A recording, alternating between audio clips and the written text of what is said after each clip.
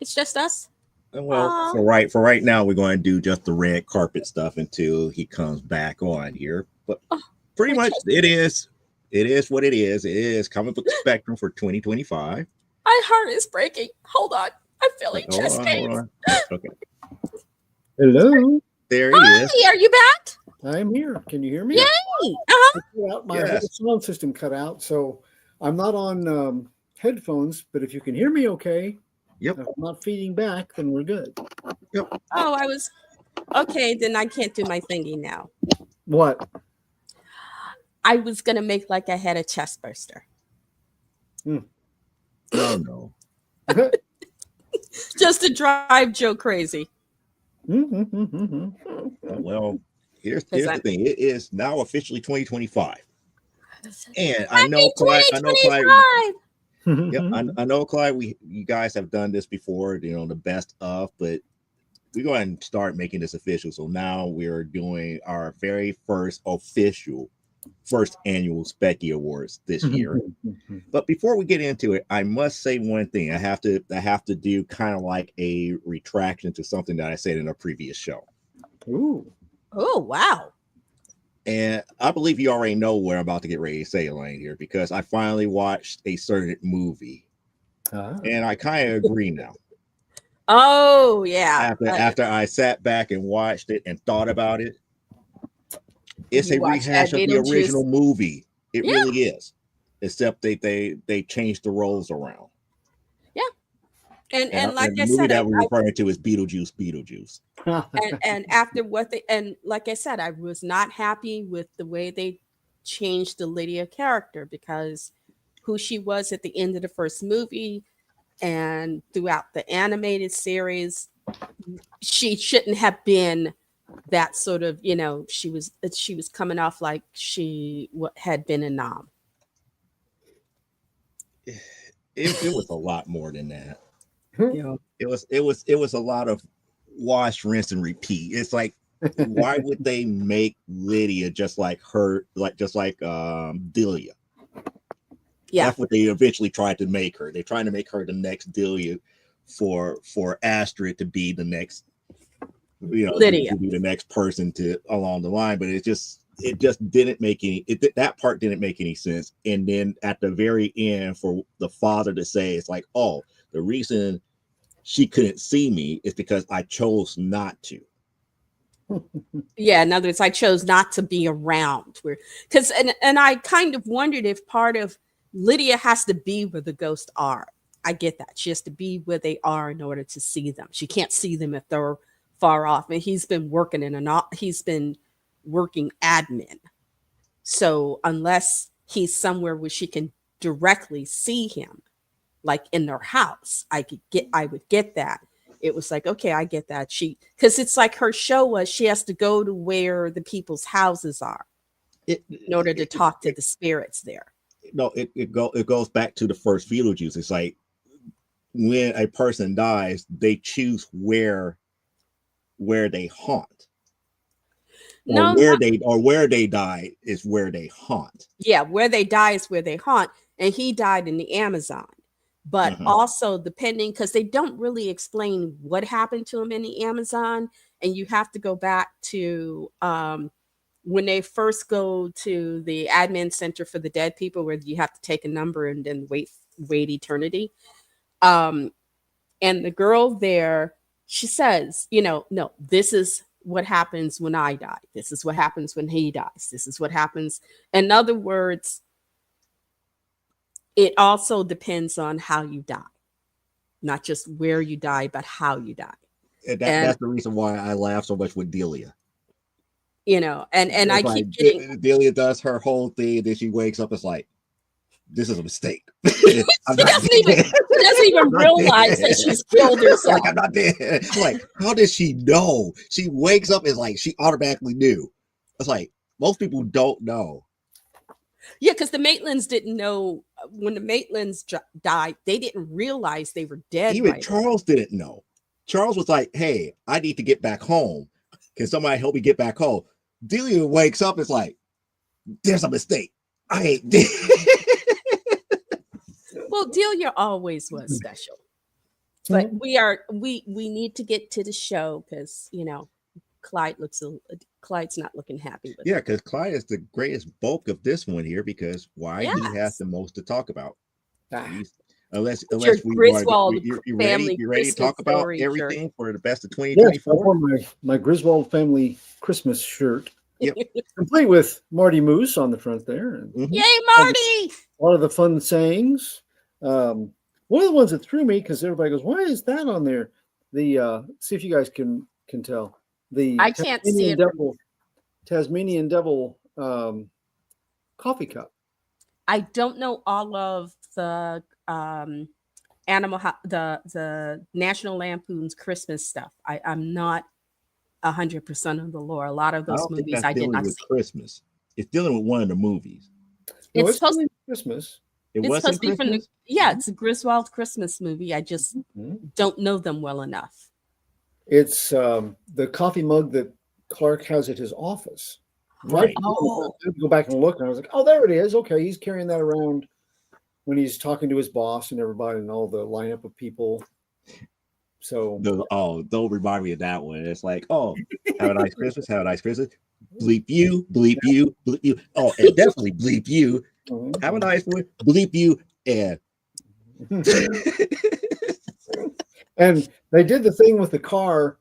They didn't have the family truckster. They had a passenger car. And that's okay. where the tree is all layered on Mhm. the passenger car, weighing it down. But the car again, they just can't get away from the idea that it's the family truckster with the tree on top. Right. So, but that was one of my Christmassy gifts this year. ooh, The others were ornaments. Oh, okay. The Oregon Trail. Ooh. Oregon Trail, you died of dysentery. It says it right there. It says it right there on it. You just Right died there of this on it. here. And this was a nice addition to the tree of geekery this year. It was the NES Protector. Oh, Oh, okay. okay. Yeah. Galaxy Quest. Galaxy Quest. Yeah, I Yeah. was really proud. And it was under the Star Trek listings in Mhm. Hallmark this year. And I was like, well, that's appropriate. So Cool. I'm proud to have that. And my sweetie got me. What she get you? What she get you?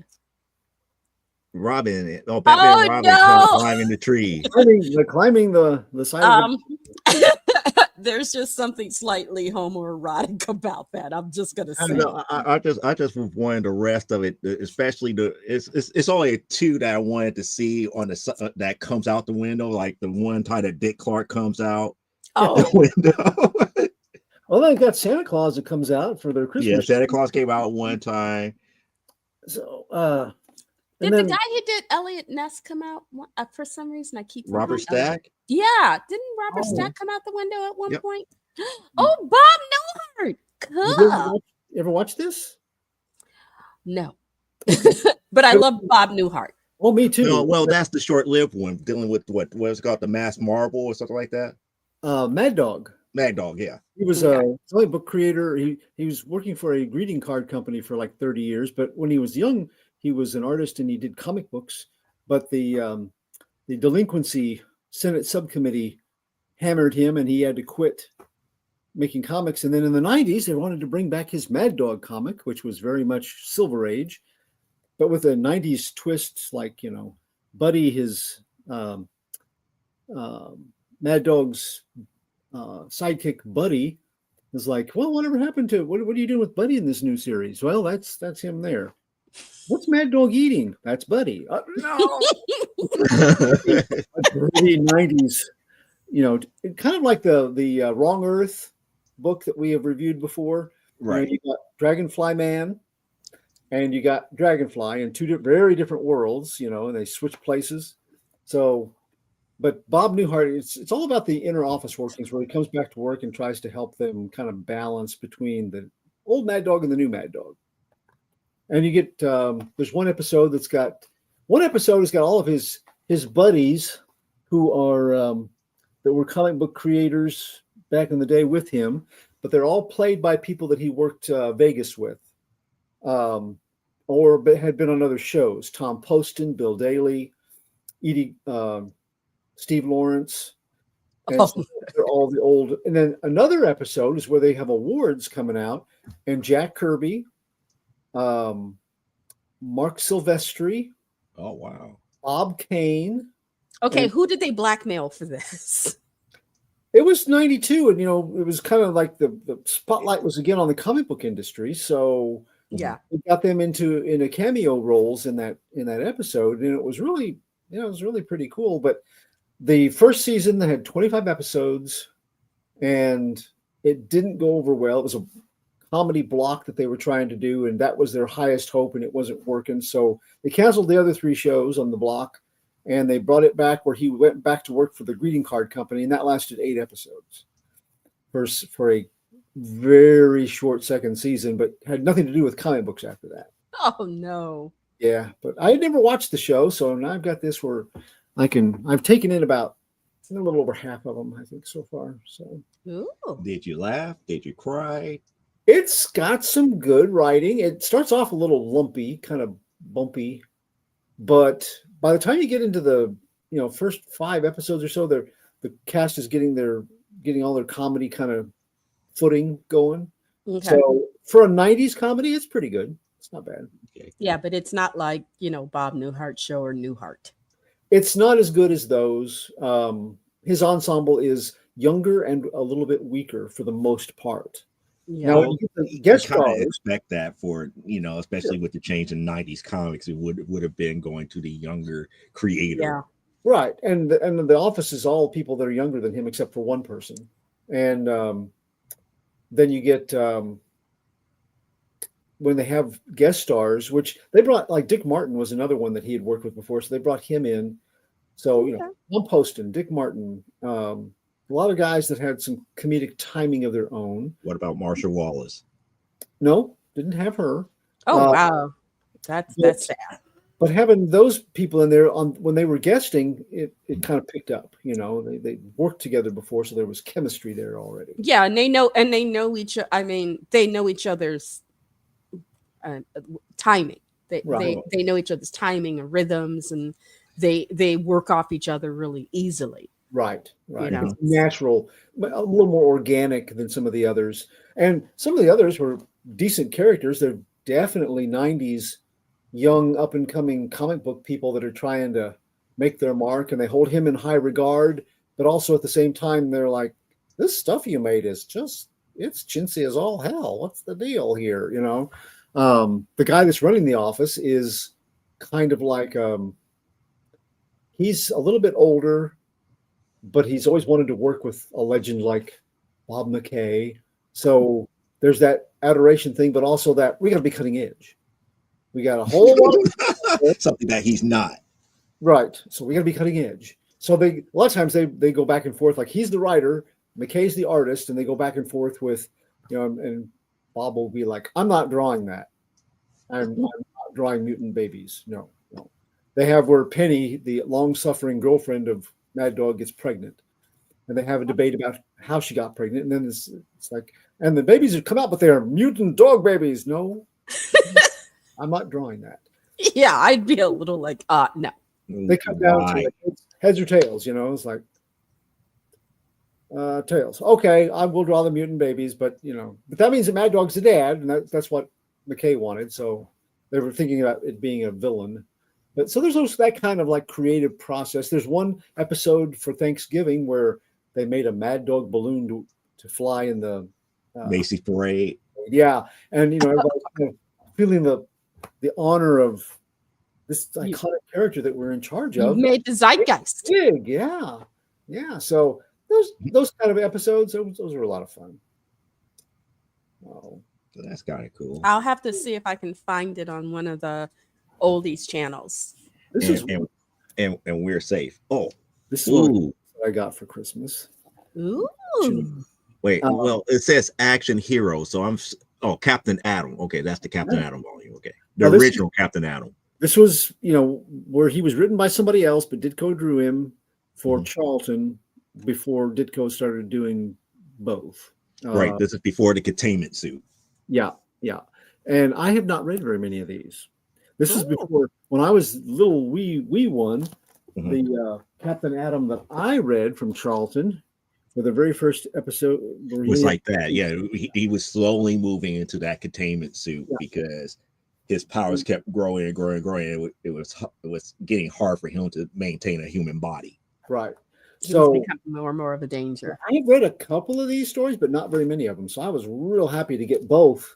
The other one, I've got some issues of the early Blue Beetle and Captain Atom in the containment suit, but not this. So one of my friends gave that to me for Christmas this year. So those are some of the highlights I had for Christmassy things. What did you guys get? Well, my mom and sister gave me money. So I spent money. I got some art supplies. Hold on. Oh yeah, that's right. He did show about the art supplies. I was kind of jealous. Oh, nice. Yeah, these babies. Huh? These are art. This is the market set. Yeah, these are the A set. They have an A set, they have a B set, and then they have a couple of lesser sets. But I got the A set and I got it on sale from my Amazon. Nice. I also got more papers because the thing is, you know that black Artagan paper? They swatch beautifully on black Artagan paper. They're just, hold on. I got to show you this. This is so cool. She said her creative geeky mode. Cool. We got it's not money, but we got cards to go to the movies, AMC cards, and so we went to see Nosferatu.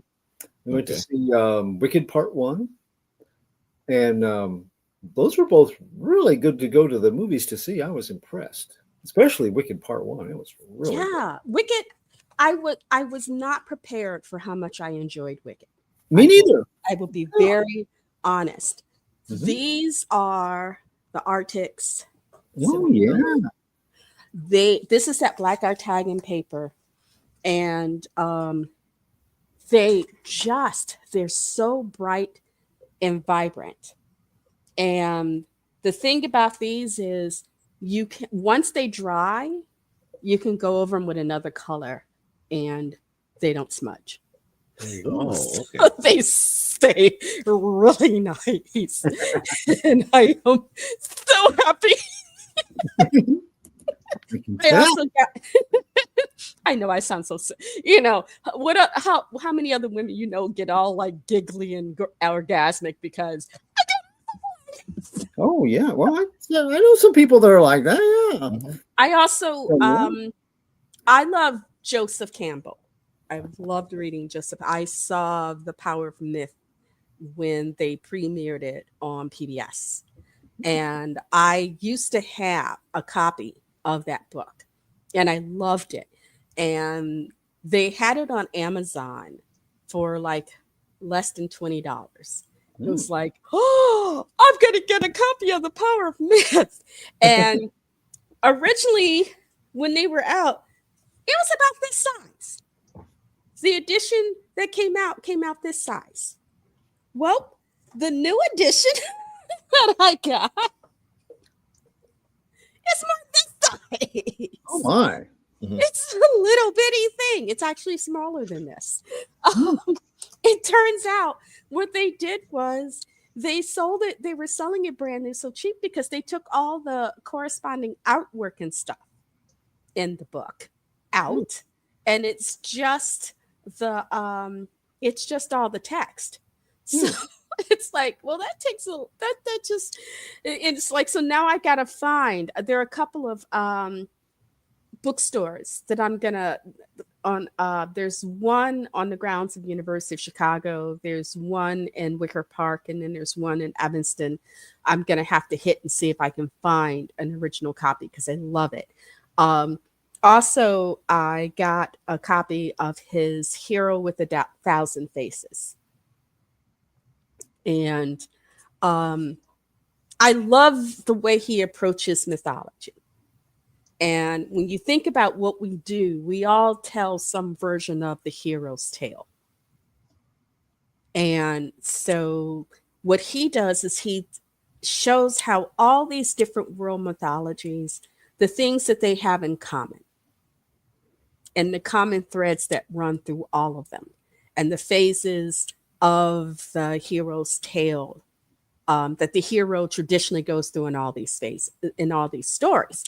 And I love it because it's that, it's, for me, it's like going back over your original lessons, especially now that I'm in the phase for my next project where I'm doing research on what I want it to look like physically in regards to the visuals, and who all the main characters in the story were. I've had them in my head, but writing it all down. And I had a partial um piece of the first act written, and realized that it was lost.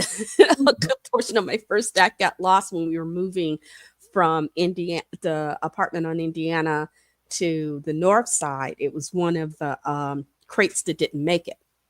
So, but I found the little part that hadn't got lost, and it's like, well, that at least is some writing that I have.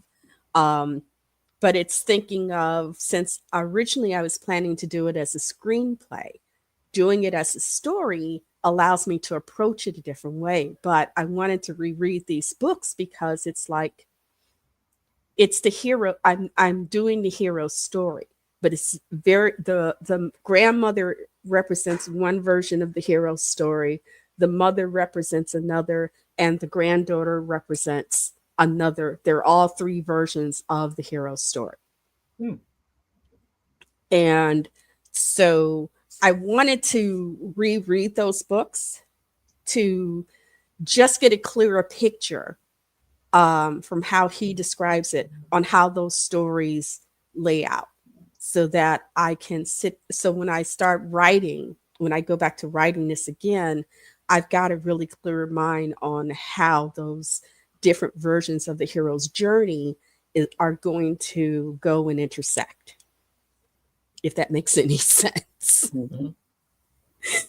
So it's like, so it's kind of like, if it's one of those books I've told people who said I want to be a writer, especially if they want to write genre, it's like, this is a book you need to read, because you need to understand how those stories evolved, and how those stories still affect every story we have ever told, ever will tell, is to somehow, are all rooted within these mythologies and tales, and how they intersect and connect and verge off and whatnot. Um, for me, it's just one of those things where I get it in my head, and it helps me when I'm working things out. Someone else may, I know there are people who read it and it's like, he wasn't big on Jews. And it's like, I've never read anything anti-Semitic in his writings, but I haven't read everything he's ever written. There's another book, and I can't remember the title. He did a series of lectures at the Cooper Union. Hmm. And one of the lectures, he was talking about about shamanism, and how shamans, the journey you go on with a shaman for self-discovery is similar in some ways to an LSD trip. It's like, I was raised going, and at first when I was looking, it's like, oh, dude, did you slip in the shower or something? And then I started reading it, and it was like, oh, okay, I see it. And then he says how they start out, where they're very similar, and then the point at which those things diverge. And it was really, no, it's not LSD. It's it's a psychosis. It's a type of psychosis. But in one, because you have the shaman to guide you, you come out whole on the other end. And the other, because there is no one to guide you through it, that's where the damage happens. And he's made that in a couple of his writings, talking about how the effects of psychology, and how the shamans originally did that for people. that it's that bringing them, it's that same dream language from the ancient days that people are dealing with. And when you can have them face the shadow and then bring them through it, that they're most likely to come out whole on the other end. And I kind of sat down and thought, oh, that's really cool, because there is that point of these three women have their own version of the shadow that they have to face. And it's who's going to face it more successfully and who isn't, Hmm. you know, and what each of them are going to do.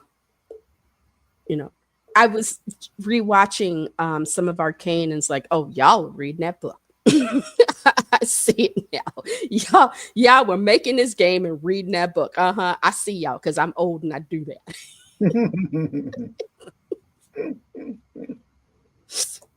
What did you get, Joe? I got a rock. No, seriously. Halloween. That's the way that I feel. That's the way that I feel, because I really didn't get much of anything for Christmas this year. And the only thing I did receive from my sister was this here. And it was just this one little mug. It's not a typical mug, but it's like the nice. Oh, nice. You got a Stanley cup. No, it's not a Stanley, but it's kind of equivalent to it, but it's not a Stanley. It could be a Stanley. It's just, Stanley makes special editions. Mhm. Like, this is a Stanley, but it was made for the Cubs for an event. So it's a Stanley Cup. That could be a Stanley Cup made for the Playboy folks. Well, it's not a bunny. It's just it's almost like a ribbon type deal at the very bottom of it. But that's pretty much what I got for Christmas. I sent you a card. Huh? I sent you a card. You didn't get your card? Did show up in the mail. Holy crap, a moly.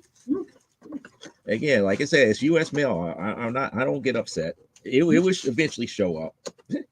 I get upset, huh? Because oh my goodness, I ordered stuff, and so much of my stuff arrived late. Oh, this, I got to show you this. I love this. Oh, pretty. Yeah. Somebody gave her a stabby. I got myself a new stabby.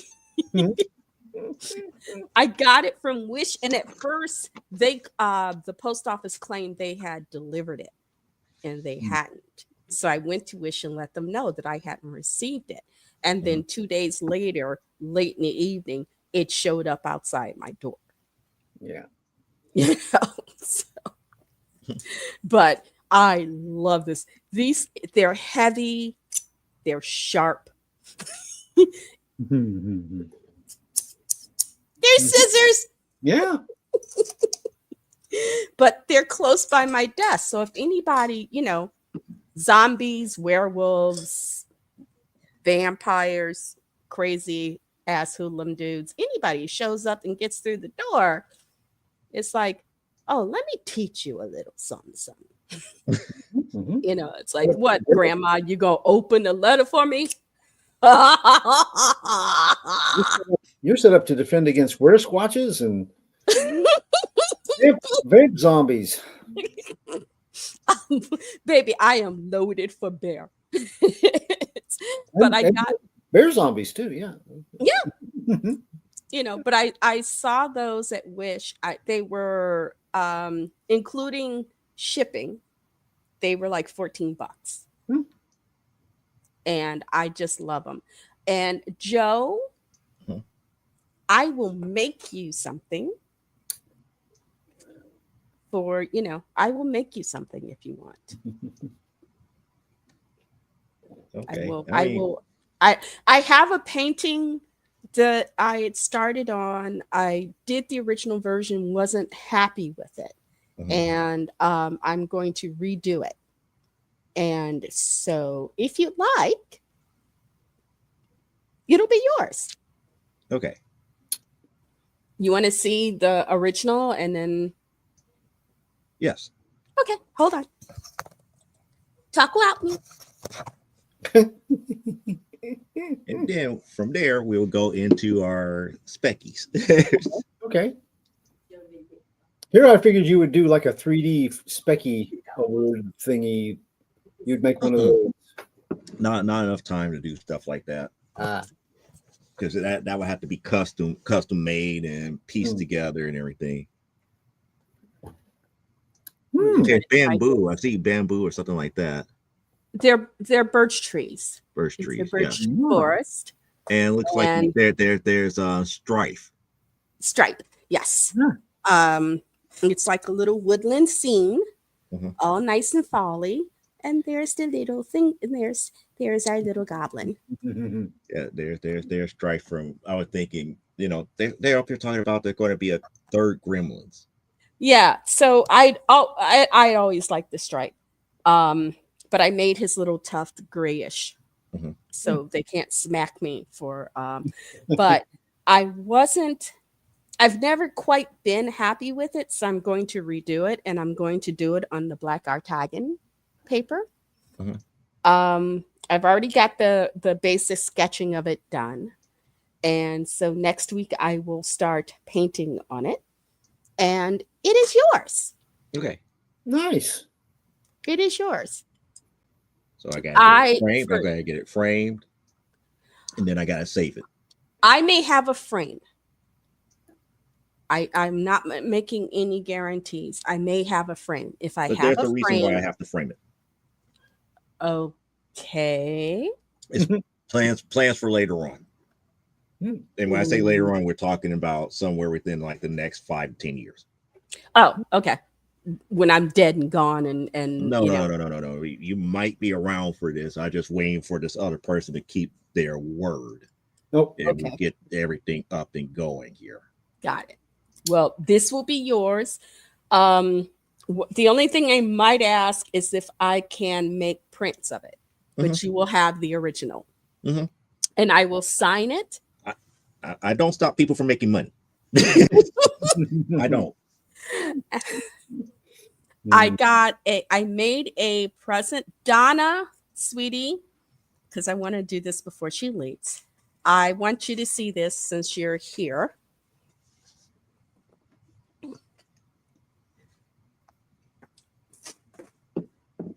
Come here.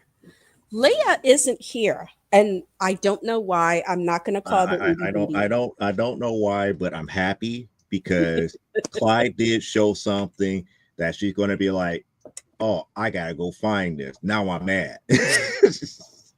What was that? The Bob television show on DVD. Oh yeah, the new heart. She will be like, oh, I gotta go find this. Now I'm mad. I'm spending money. Oh, there it is. There's the opal. Oh, nice. Actually, that's a green aventurine. Oh, okay. And those are Toho beads. I made this. This one is going to Leia. Donna, do you like this? Would you like one? She said, "Uh-oh." And now she has to figure out if she wants it or not, wants one or not.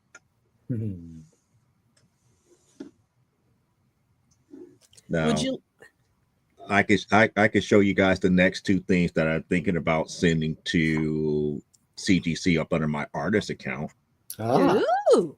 Before we get started with the Speckies. I was about to say we haven't even gotten anywhere near the Speckies. Yep. She said beautiful, and you got it pretty from Carl.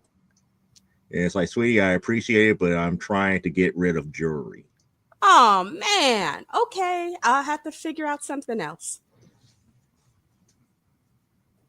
Would you like one for Mrs. Clyde? Reason I brought it up that way is because if you remember last time,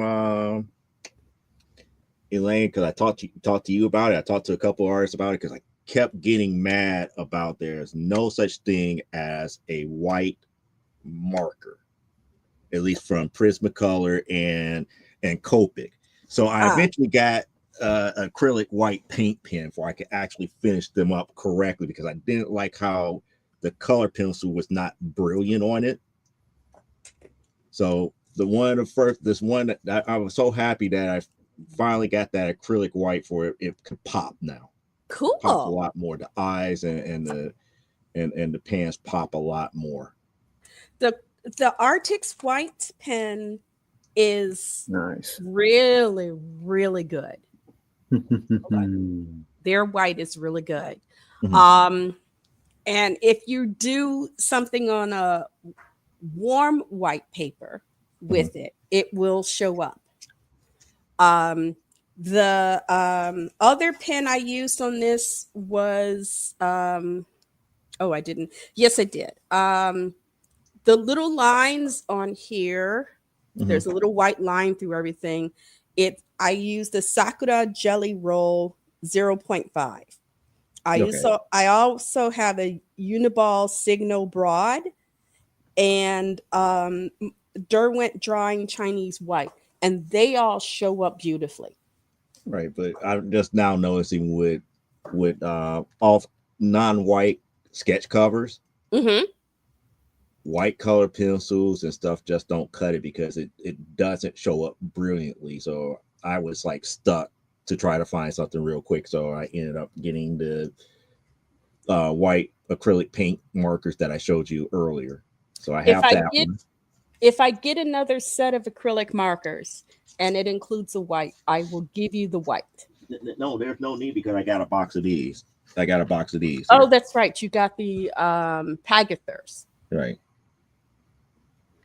Let So me ask Mrs. Clyde about. Let me, if you can send me like a picture of that. Yeah, I got a pic. I can send it to you. Yeah, let me let her look at it because I have to be careful when I get jewelry things because things that I think she'll like, sometimes not. You know, she's hard to read about that, so I'd have to show it to her and see what she says. But thank you so much for the offer. And I can send her. I've got a couple of different cabochons, the Hmm. center stone Hmm. that I can use. I Oh, have okay. a couple different ones. I think I have a couple of more. I have one more green aventurine, and then I have two magnesite. Um, She may have some ideas, like for her some of her cosplay characters. She may go like, "That's so perfect with that stone for fill in the blank." well, I'm not thinking of so. if she has something that she wants, Hmm. tell her to get hold. You know how to get hold of me. Have her get hold of me. Tell her it's called micro macrame. Okay. Um, most things done in metal, I can to some degree recreate in thread because this is all hand knotted. Ah, cool. So this is all thread, and it is all hand knotted. She'll wear that to some of her craft fairs, and they'll be like, "Can you make me one of those?" And she'll be like, "No, but I know who can." Send you some work. So it's and the pearl is it's a vintage. A friend of mine, her mother died quite some time ago, and then when her dad died about 15 years or so ago, we found that he kept a lot of her stuff. Oh, And one, she had this pearl necklace, and they were vintage pearls from Marshall Fields. They're not real, but they're Marshall Fields pearls, which means they look damn near real. And unless you're somebody who actually deals in pearls, you may not right. get it. And right. these are vintage, so these are from the 1940s, Oh, nice. as far as I can figure. The set I got this from is like from the 40s. So they are a lovely old set of pearls. Um, and I have these are the smallest, and then I have some really about that size big ones. Hmm. So if if she finds something that she likes, Why is it such a hard color to find when when picking it up?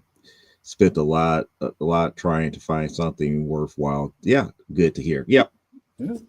Yeah. but yeah, if she finds something that she needs, she wants done, if Hmm. she can let me know, I can see if I can source the materials, and then and I will happily cut her a huge discount, Okay. just Okay. cost of the materials or something. Because um this necklace, I can do in a couple of hours. That little one I can do in a couple of hours. I have one I just found a really beautiful piece on Etsy, and it's done in silver.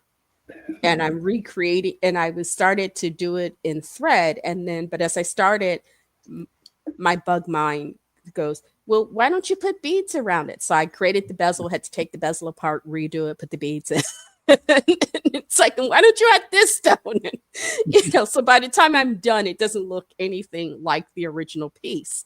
But that's just how my mind works. But if she can come up with an idea of what she wants, I think I can probably put something together for her. It'll just take me um, a couple of weeks because I have to source everything and then work out how much thread I need for each bit of it. Okay. Cool. Right. Um, I can even send her to the Hirschner's.com site in that way and tell her what to look for, and she can say what thread she wants things done in, so she can pick her own colors. All right. Because that's how I wrote. And the last one that I want to show is my first attempt of negative space. So that's my. I might have to blow this up for Clyde here, but this is my. Oh, you finished it. Look at that. That's my first Wow. attempt at negative space here, negative Mhm. space here for a big barter on the Birds of Prey uncovered one. Yeah.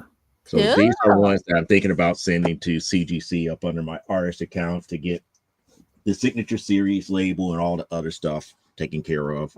Nice. Still got a couple more books that I need to do here, but nevertheless, it is that time Da, da, da, da, da. for us to do the first annual Speckie Awards. It's the Speckies. It's the Speckie Awards. So we're going to do this in two parts here. I know Clyde has his run of books, and I have mine.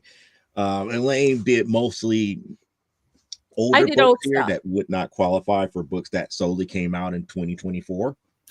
I'm Which is sorry. purposely okay because again, for when we do our reviews, we're doing books that people could find at any given store. But normally we, the original criteria was like would be within 90 days, and we threw that away midway through 2024. So that was the good thing that came out of it. So without further ado, here, you ready to go into it, Clyde? Yeah, let's do it. First of all, I'll let everybody know because I do reviews for Comics Beat, and they offered to let me do. They had their own listing of the best books of the year, and I told them that I appreciated the offer, but I honestly didn't think that I had read enough Marvel and DC books to have a really good. Mainly because they put out a lot of material, and it costs a lot to get all of them, and quite frankly, there'd only be a little bit that I would even consider to be good reads, much less like best of the year. So I have not invested. I only have a limited amount to invest in comics. So when you say, how can this not be on your list? It's probably because it was something good that came out from one of the companies that produce a lot of material that I did not slog through. So, this is not to say that these are truly and absolutely the best reads of the year. These are the best things that I have read this year. So just in case anybody feels slighted, don't feel that I may just not have read what you've read. So, well, they shouldn't feel slight. They shouldn't feel slighted and everything, but they also have to be mindful. And I'm prefacing this too here. 9 times out of 10, when we rave over stuff, most of it has either been Eisner Award candidates or have won Eisners. mm-hmm. Perfect example. We talked about Doer Powerbomb and 8 Billion Genies and stuff to that matter. We reviewed that type of stuff here. It might not be the upper echelon as far as Marvel and DC is concerned, but we cover a whole bigger gamut, and we do have our own biases. So yeah, absolutely. Well, without further ado, I believe the first category was best single issue. Mm-hmm. Yep. And there we go. Okay, so in a year that had a ton of anthology books, horror anthology books. This one blew me away because it has an interesting premise. The host type characters have their own stories running through Hyde Street.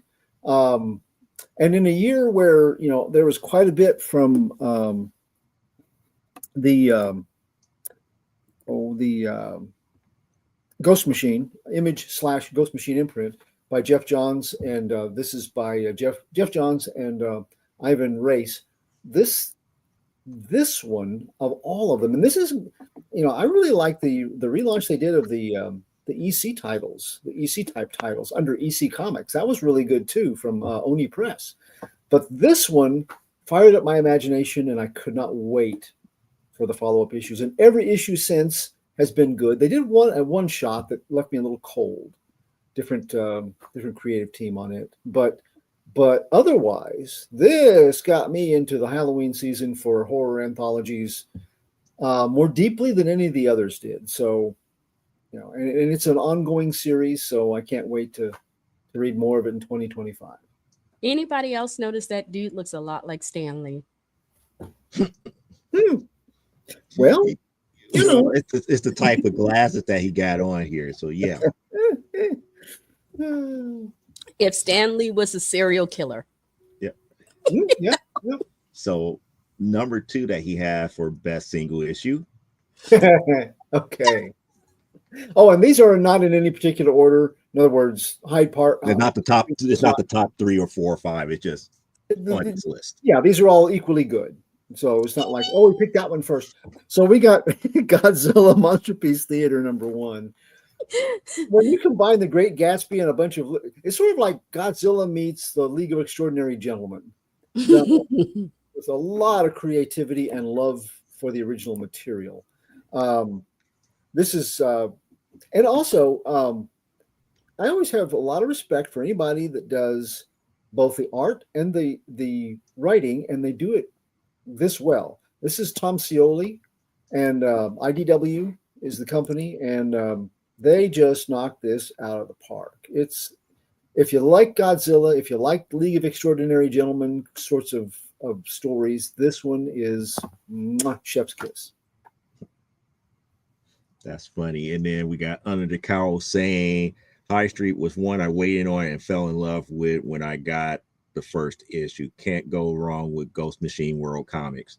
Yeah, they have had I don't know because only Ghost Machine's storyline that I really love was Junkyard Joe. And I'm still waiting for the next. He shows up. It's Gojira. Look at him. He's living his best Gojira life. In fact, I got my new comics today. They're behind because we had a big ice and snowstorm here, so everything's fine. But I just got my other comics today. Haven't read them yet. But Junkyard Joe shows up in Geiger this issue. So okay. Get ahead. Yeah, but I don't read Geiger. That's the other thing. I'll let you know. So then we got number 3. This one really kind of, it's early to say. I don't like to say, just with a few issues in for a year, that I'm holding it in high regard. But this, it plays into strengths of it gives good reasons for, just like the animated series did. And it's not based on the animated series, except loosely. But the idea of Justice League Unlimited is that we put together the teams that have the best chance of success, which gives you some big guns and some extremely obscure guns sometimes. And you get to see them all working together. There's an underlying big bad that's in the shadows threatening them. But just that idea of a brave and the bold kind of a team up like this, really, the first few issues of this have just been really, really good. Mark Waid is the writer, and Dan Mora is on art, and they complement each other quite well. You're not going to see a whole lot of, it's not necessarily taking these characters in drastic new directions or anything like an absolute title, but it's really fun to see the creative pairings and team ups of characters that you would not expect to be together because of the kind of situations they face. So, Cool. yeah, I really like it so far. That makes it very interesting here. I don't And know. that first issue Maybe I just slept on this. I don't know. Maybe I slept on that one. that first issue just hooked. The reason it was the best issue, that first issue, I could not wait to get the next one. You know, it is an ongoing series and everything, but I just could not wait after that first issue. I was, if they'd had if they'd been like, hey, we got this second issue in, but it's going to cost you, double the cover price, it would have been okay, yeah, I'll take it. Really good. And now we got best ongoing series for you, and you have Space Ghost. Space Ghost. Okay, so now some of the people on my list, some of the creative teams, are folks that I have tracked early on, and that I have advocated as very talented in what they do, but they were not yet. They had not yet reached a level that I got a lot of heat sometimes because I don't. Okay, David Pepos is the writer here, and he had done a 4-issue limited series with a new Punisher at Marvel, and I championed that as really, really good writing and a difficult task for a young writer, and took a lot of heat. And some of it, it wasn't that it was an award-winning title by any means, but to take an iconic character as the Punisher and to create a new version of him with things that worked and whatever kind of hoops Marvel had him jumping through. It's not connected, only in the most marginal ways to the original Punisher. I thought was done brilliantly for, again, a younger writer. And now I feel vindicated because Pepos on Space Ghost, I don't know how many best comics of the year I saw this on lists at the end of 2024. I lost count, literally. Yeah, you've reviewed several of these issues. I have. And but that's one thing. It's kind of I love the old Hanna-Barbera cartoons, so I'm kind of biased. But when I see a whole bunch of other people joining in, people whose opinion I respect, both readers and people that do critical analysis of comics, it speaks to me. And this is like this is a reward of.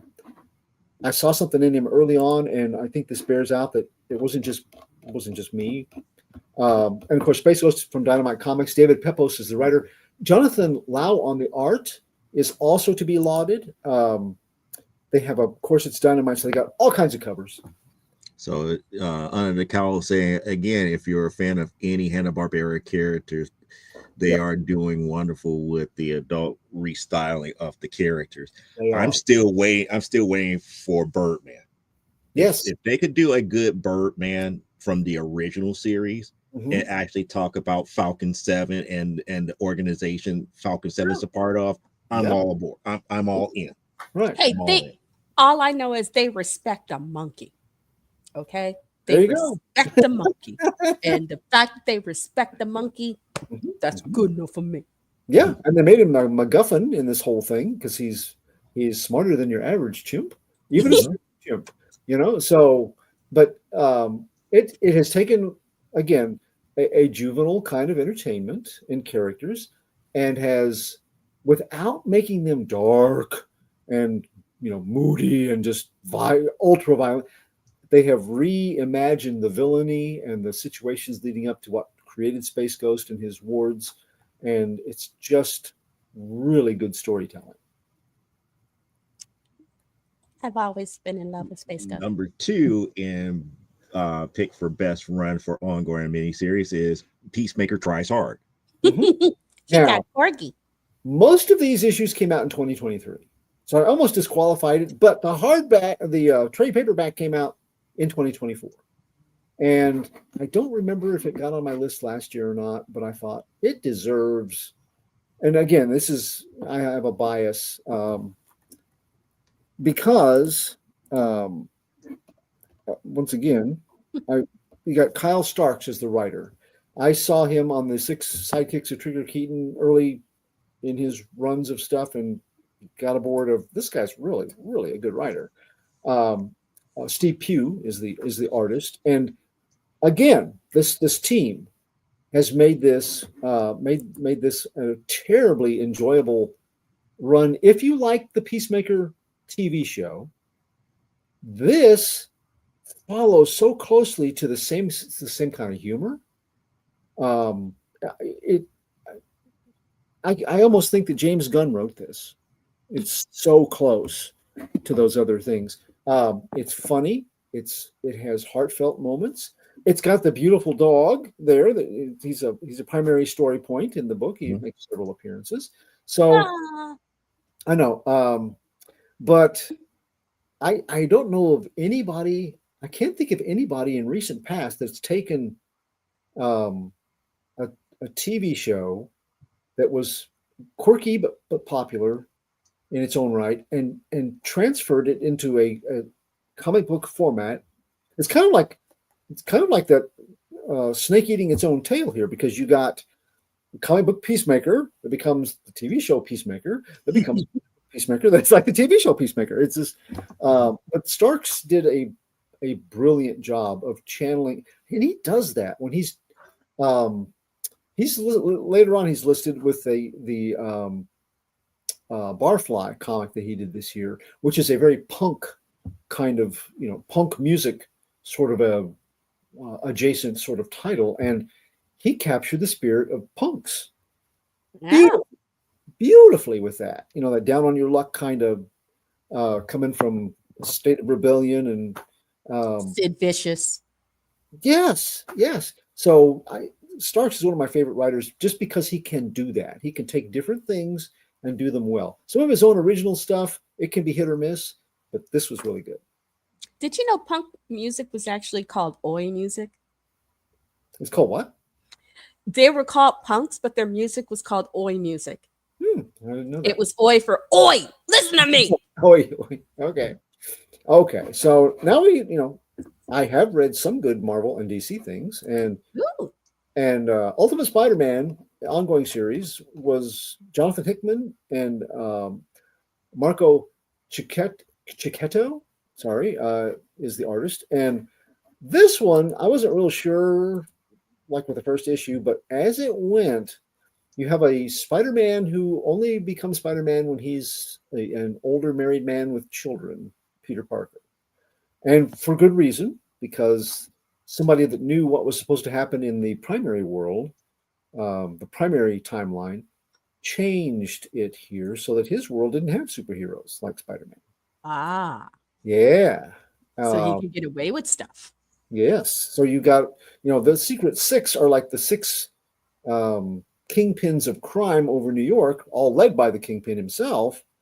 And it's a whole different Sinister Six than what we're used to. We got Aunt May has died, but Uncle Ben is still alive. And, it has the variations they did. It really works well to redefine an older Spider-Man.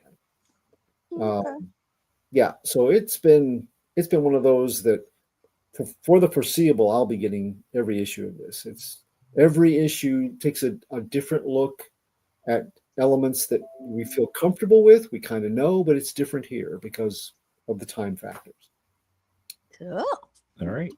So that brings us, I believe, to writers. There's David Pepose. And again, he did Space Ghost this well, but I've been following him for a while. And I always think that he, even when given a difficult task like that Punisher reboot, he does a good job. Also, you got to love a writer that says, sorry, I'm just the writer shirt for going to convention. So he's got a great, he's also, if you look at his stuff, if you follow him and you look at his stuff, he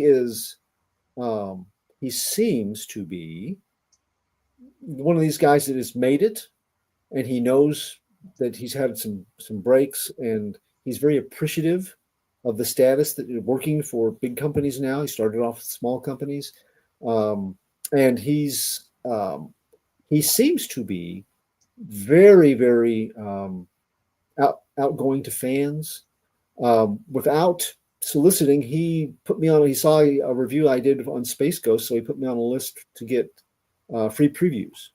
Cool. Just on his own. I never asked him, or I followed him, but he saw where I'd done a review and a comment about his book, and so he reached out to me, and that is rare. That is, Well, he smiles with his eyes. he does. His smile goes up to his eyes. Of course, he's a nice guy. Look at the face. He smiles with his eyes. Yep. So David Pepos, I'm glad, happy for his success. I hope he keeps going with, especially with Space Ghost. He's starting another one at Marvel with, I want to say Cable. I think it's a Cable series. Cable and one of the other characters teamed up, but I can't think of it right now. Good evening, Heroes for Hire. Heroes for Hire Comic Club. Hey, dude. How you doing? There's Matt. That's Matthew. So number 2 you have on your list is Kyle Sparks. Kyle Starks, again, because of that whole thing with this year he did Barfly, and he for 2024 the trade paperback came out of Peacemaker Tries Hard. He has that ability to delve into, when he did the 6 sidekicks of Trigger Keaton, he dove into fandom for 80s up through the early 2000s TV shows and TV show stars, action stars, and it was just tone perfect. Each of the shows to be made fun of for the kind of shows they were. The career of a guy who was a real bastard. He was, as an action hero star, and 6 people that had been sidekicks in different shows that may or may not have had something to do with his demise, his untimely demise. So, but he delves into every book he does. He delves into that kind of identification of the kind of title it is, and he delivers. Again, I can't think of anybody that has ever, as much as Marvel wanted to make their own Guardians without the director of the first one. Mm-hmm. Starks delivered Peacemaker Tries Hard in the pitch perfect style that TV show, the HBO show, had. And I can't think of very many writers that can do that. So Kyle Starks. And I believe the last one you have is Kelly Thompson. It's a chick, yay! She had a really good year. She is the writer on Birds of Prey, mm-hmm. and she is also doing the Absolute Wonder Woman title mm-hmm. for DC. Ooh. And there was another one that she was doing too. Yeah, she's maintaining quite a workload, but she's somebody else that I followed back when I started reviewing comics like 7 years ago. I would get one of hers, occasionally, and it was good, but she was young and she was still kind of the rough edges being worked out. But I saw a lot of potential there, I thought. And this year I'm seeing, again, faith rewarded. I see her doing stuff that I'm like, oh man, this is good. Not that she did, Birds of Prey. I know, Joe, you had some difficulties with some of the characters here and there, but the character lineup and her ability to juggle some really different characters that have been in there before, and some of the ones that are kind of standard for Birds of Prey, I appreciate. And there, until the Superman title got into about 3 issues, the Absolute Wonder Woman was my favorite Absolute title of all of them. And the Superman one it's gaining ground. I don't know. It may the status may change, but I just thought she had a banner year. She's got those eyes to say, "Be careful, because I can give nightmares to your grandma." She does. I think now we're going to art. So okay. Now we got Jason Babbitt. Babbitt, yes. If you have picked up any issues of, again, we're back to Ghost Machine.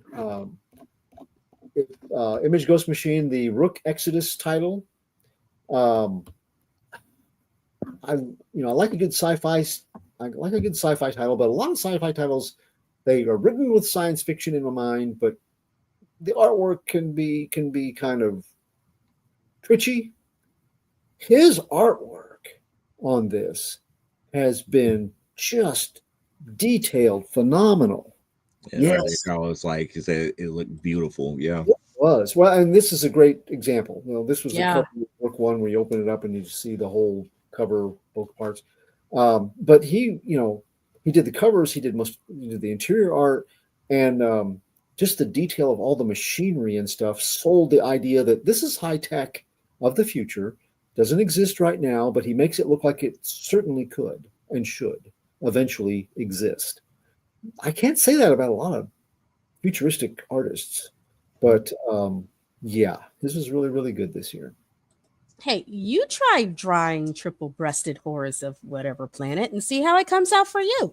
Well, some of that's over the top. Some of that over the top stuff works really well. His is so grounded. It's detailed, it's minute, and grounded to look right. And that's Ooh, a hard combination, I think, to do. But And then we got Dracula. and Dracula. This whole book, the interior art is like moody. I mean, it sets that mood of Romanian castles, stonework, foggy Victorian era London streets, blood, without going overboard on any of it. It's just a treat for the eyes, and the story is quite good too. But all of the Universal Monster titles this year have been decent, but the artwork on this one really put it over. It knocked it out of the park. I thought this is Universal Monsters Dracula from Image Skybound, which is another series worth checking out if you're a monster kid, if you like that sort of thing, and some variations on your monsters to see different points of view or a different approach, or sometimes sequels to what was done on screen for the classic Universal Monster stories. That cover is gorgeous. It is. That cover is just gorgeous. Just imagine the whole book, and not the same way. His framing of panels is extremely creative, and a lot of times it'll turn me off if you have too many big sections of stuff. But the way he did it, he got it all in the number of issues. It didn't seem rushed. It didn't seem squandered in any way. The space, he used it artistically and stylishly to create a mood that accentuated the writing with it. Cool. Mm-hmm. And then we got Jamal Igle. Okay, this is kind of a past due. I should have had him on lists in the past because I really enjoyed his work on The Wrong Earth, what we were talking about, Dragonfly Man and Dragonfly, but at Ahoy Comics. But this year, once again, he brought in that clean and perfect styling for The Wrong Earth, Dead Ringers at Ahoy, and Dudley Dotson and the Forever Machine for Dark Horse. And both of these covers are him. The interior artwork is exactly like this. It is clean. He can do both the 90s Dragonfly, who's like extremely dark and brooding, and switch right over and do the Batman 66 kind of Dragonfly Man. Dudley Dotson was a nice combo of the two kind of together because it's a futuristic story, but you have that same clean line structure. I just, like I said, I should have had him on my list in the past, and this year between these two titles, I'm like, oh yeah, it's time. He needs to be in the spotlight. Puppers, just puppers. So Under the Cowl said they did a great job with the Universal Monsters, and I believe each one got better than the last. Frankenstein focused on the body parts each issue was my favorite, and that was one that you definitely covered here. Yeah, on Comic Spectrum here. We had some discussions about Frankenstein. That was cool. Yeah. So now that brings us to the honorable mention of Mike Perkins. Right. Now, I didn't care for all of the story points. This is his work on the Black Label Batman First Night, the limited series. They also made it like the goofy size. I hate the big size books, but I really did fall as a new pulp writer. I really love the artwork because of pages like this. He made Batman look like a pulp character. Again, not always my favorite story take on an early Batman, but he made everything gorgeous. So he definitely gets an honorable mention here. And I think that brings us into the worst of 2024 for you. And you have Jaguar One Shot and Red Sonja. Right. There's one more thing I was going to mention, because I came across this after I'd already made the list up. It's one I had set aside, and then I covered it up, and I forgot to include it. And this one, if I hadn't done the Peacemaker Tries Hard, I would have put this one on for it.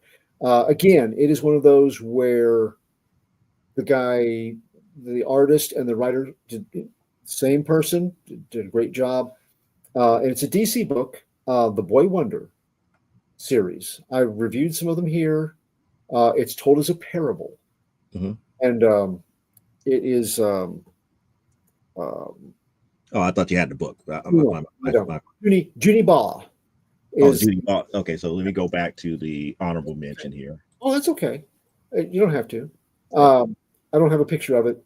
I just, again, after I sent all this into you, I was like, oh, I forgot to put this on there. But then I thought, no, okay, he's a very stylized artist. So it's not going to be everybody's cup of tea.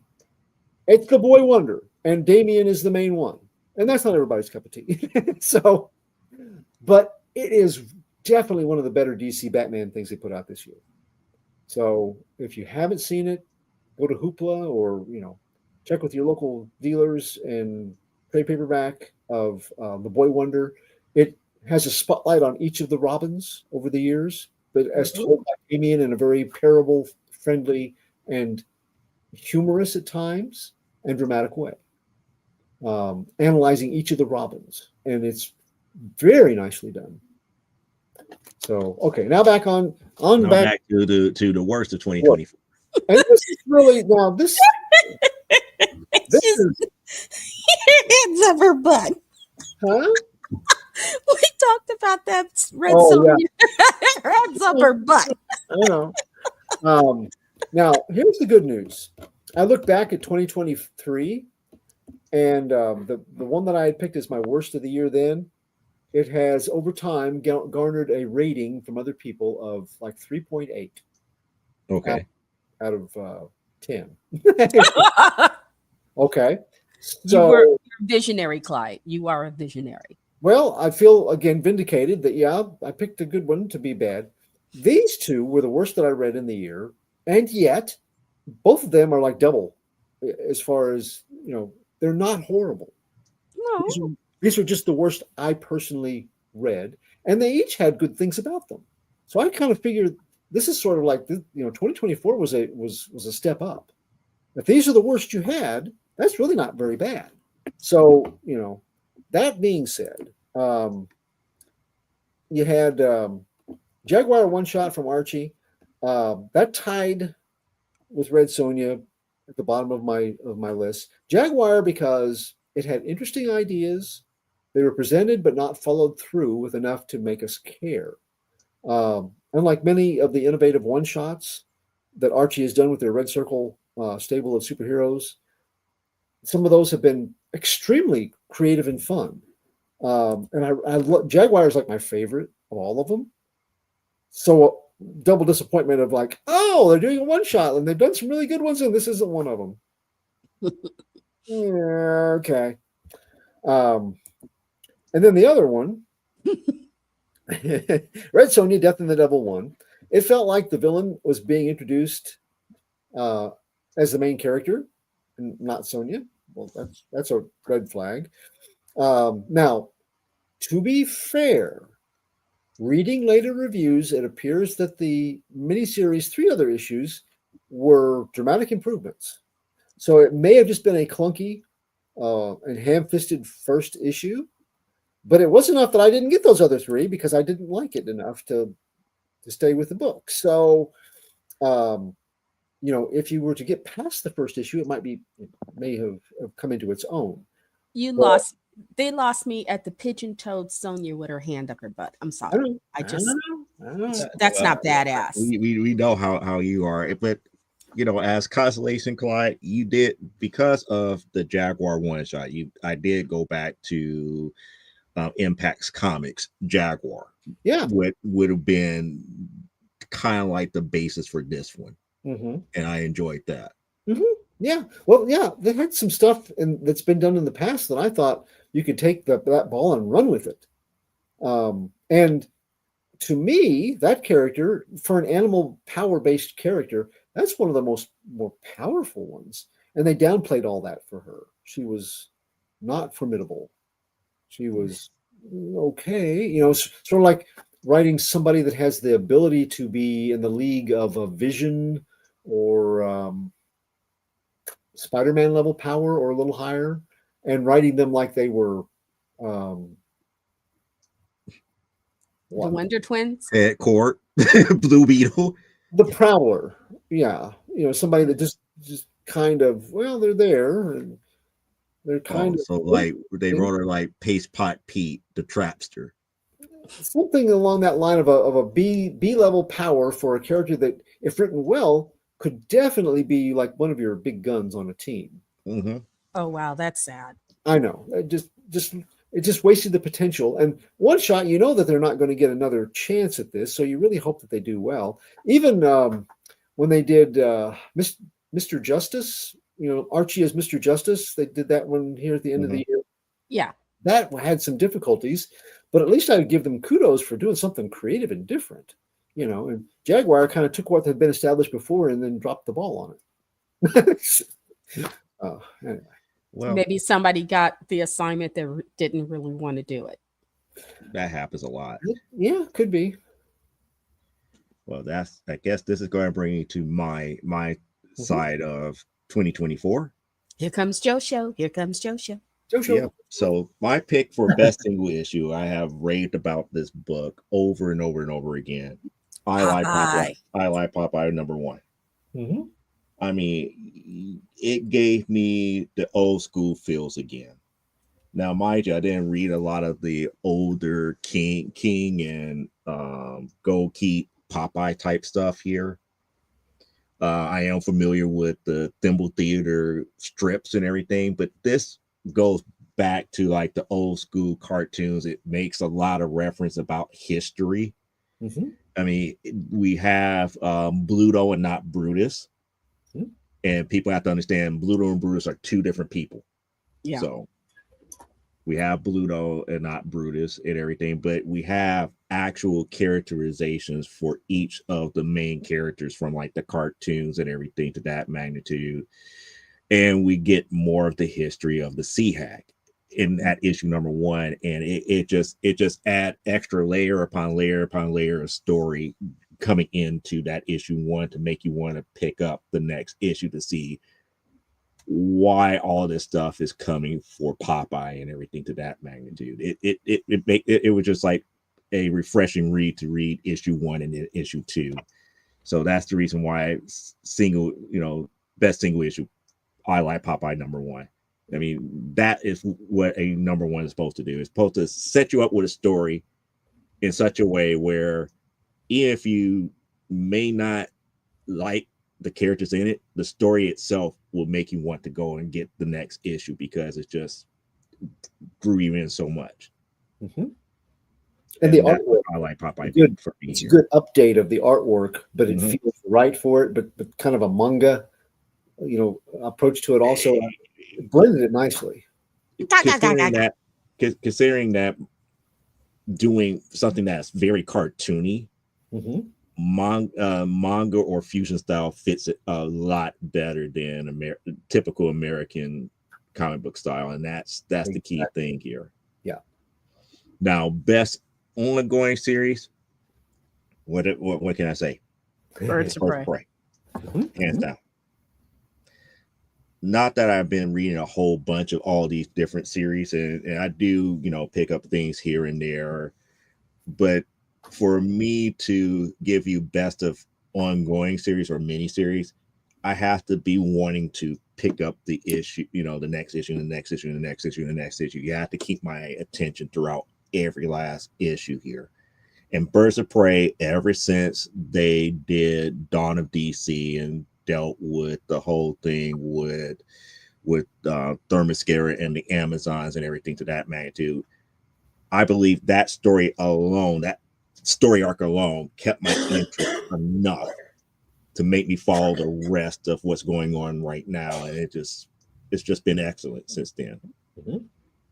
Now, mind you, I have read other miniseries, and the only other miniseries that kind of came close to it, surprisingly enough, was Fire and Ice. Welcome to Smallville. Smallville. Mhm. That Oh one yeah. almost made it. That one almost made it to best, but I had to sit back and think about it because it kind of dropped the ball at the end of it, Yes. and it didn't make me want more of it at the very end. Yeah. It had a decent conclusion, but it didn't make me want more. Okay. Because I know The you really liked the Fire and Ice one, so it's like I was trying to figure out why this book is opposed to that. Now I get it. Yeah, and I could say the same thing for Emma, the second volume of Amazon's Attack. It's like in the very beginning, it made no sense, and then at the tail end, it pieced everything together, and it made so much sense at the end, but it still didn't make me want more. And that's one of the bad things about miniseries. The miniseries is technically supposed to end in such a way to make you want more of it. So those are, I know those are DC titles that I've been talking about here. We covered all of Sensational She-Hulk. We covered a whole bunch of other books on this show. That wouldn't fit because Junkyard Joe that was 2023. Right.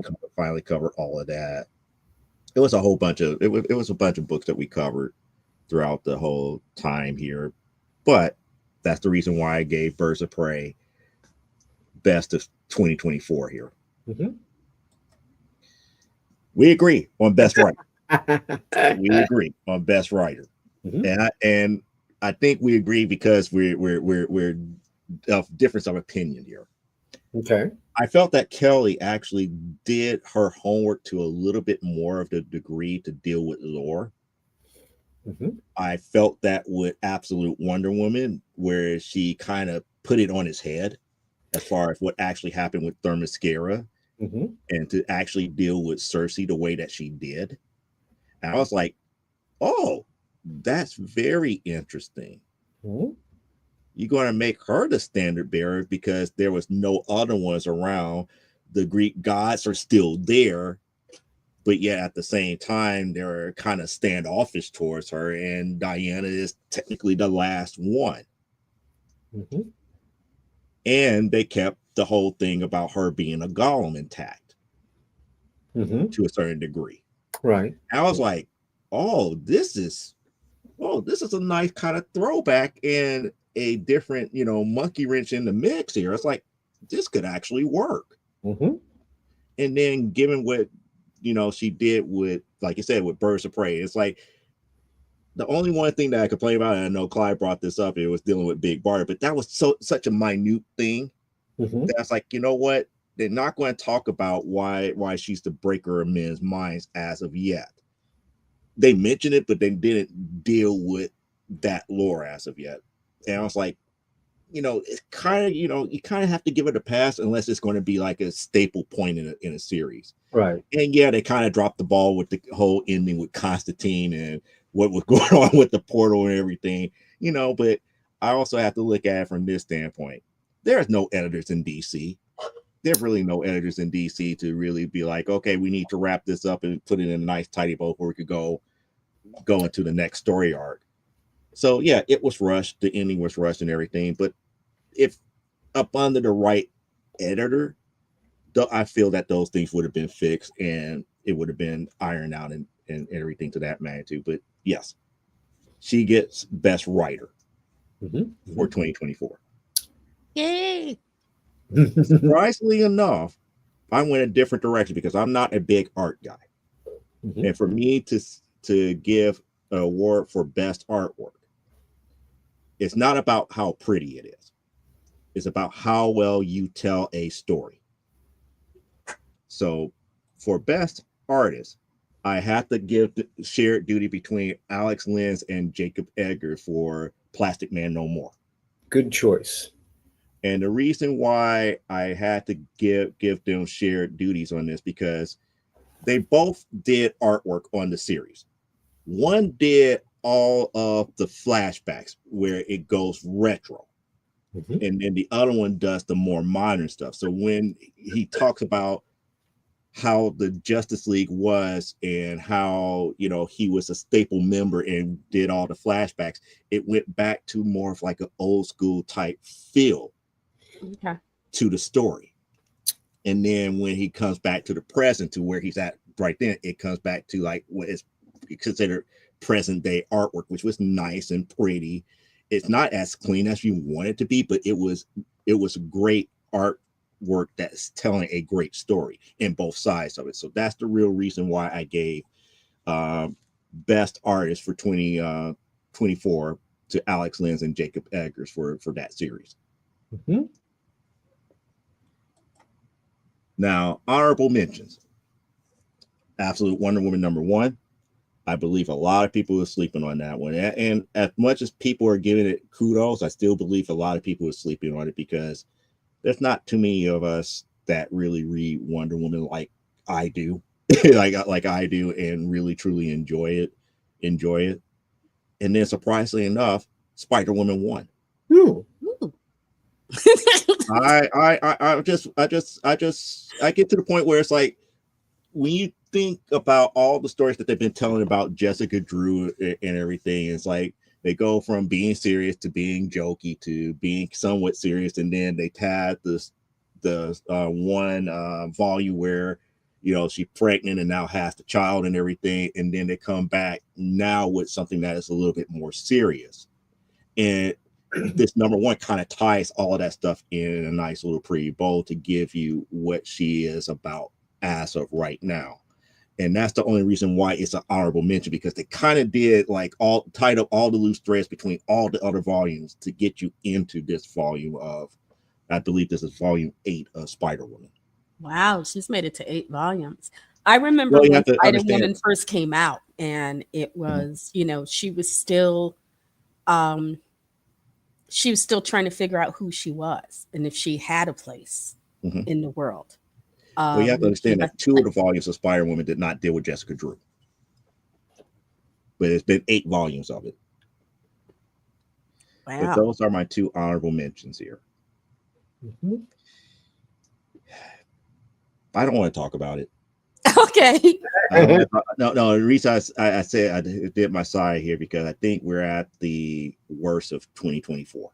Mm-hmm. Mm-hmm. I think I ranted about it enough. Okay. The one We'll, single we will issue we will Yeah. just say that just really Wonder Woman, you know you did this dude wrong. It It's was okay. it was It's for you okay. what I'm not going to bash. I'm not going to bash him. I just not. I'm not going to bash him. But this for We you got what you. Danger Street was for me. We got you. We got you.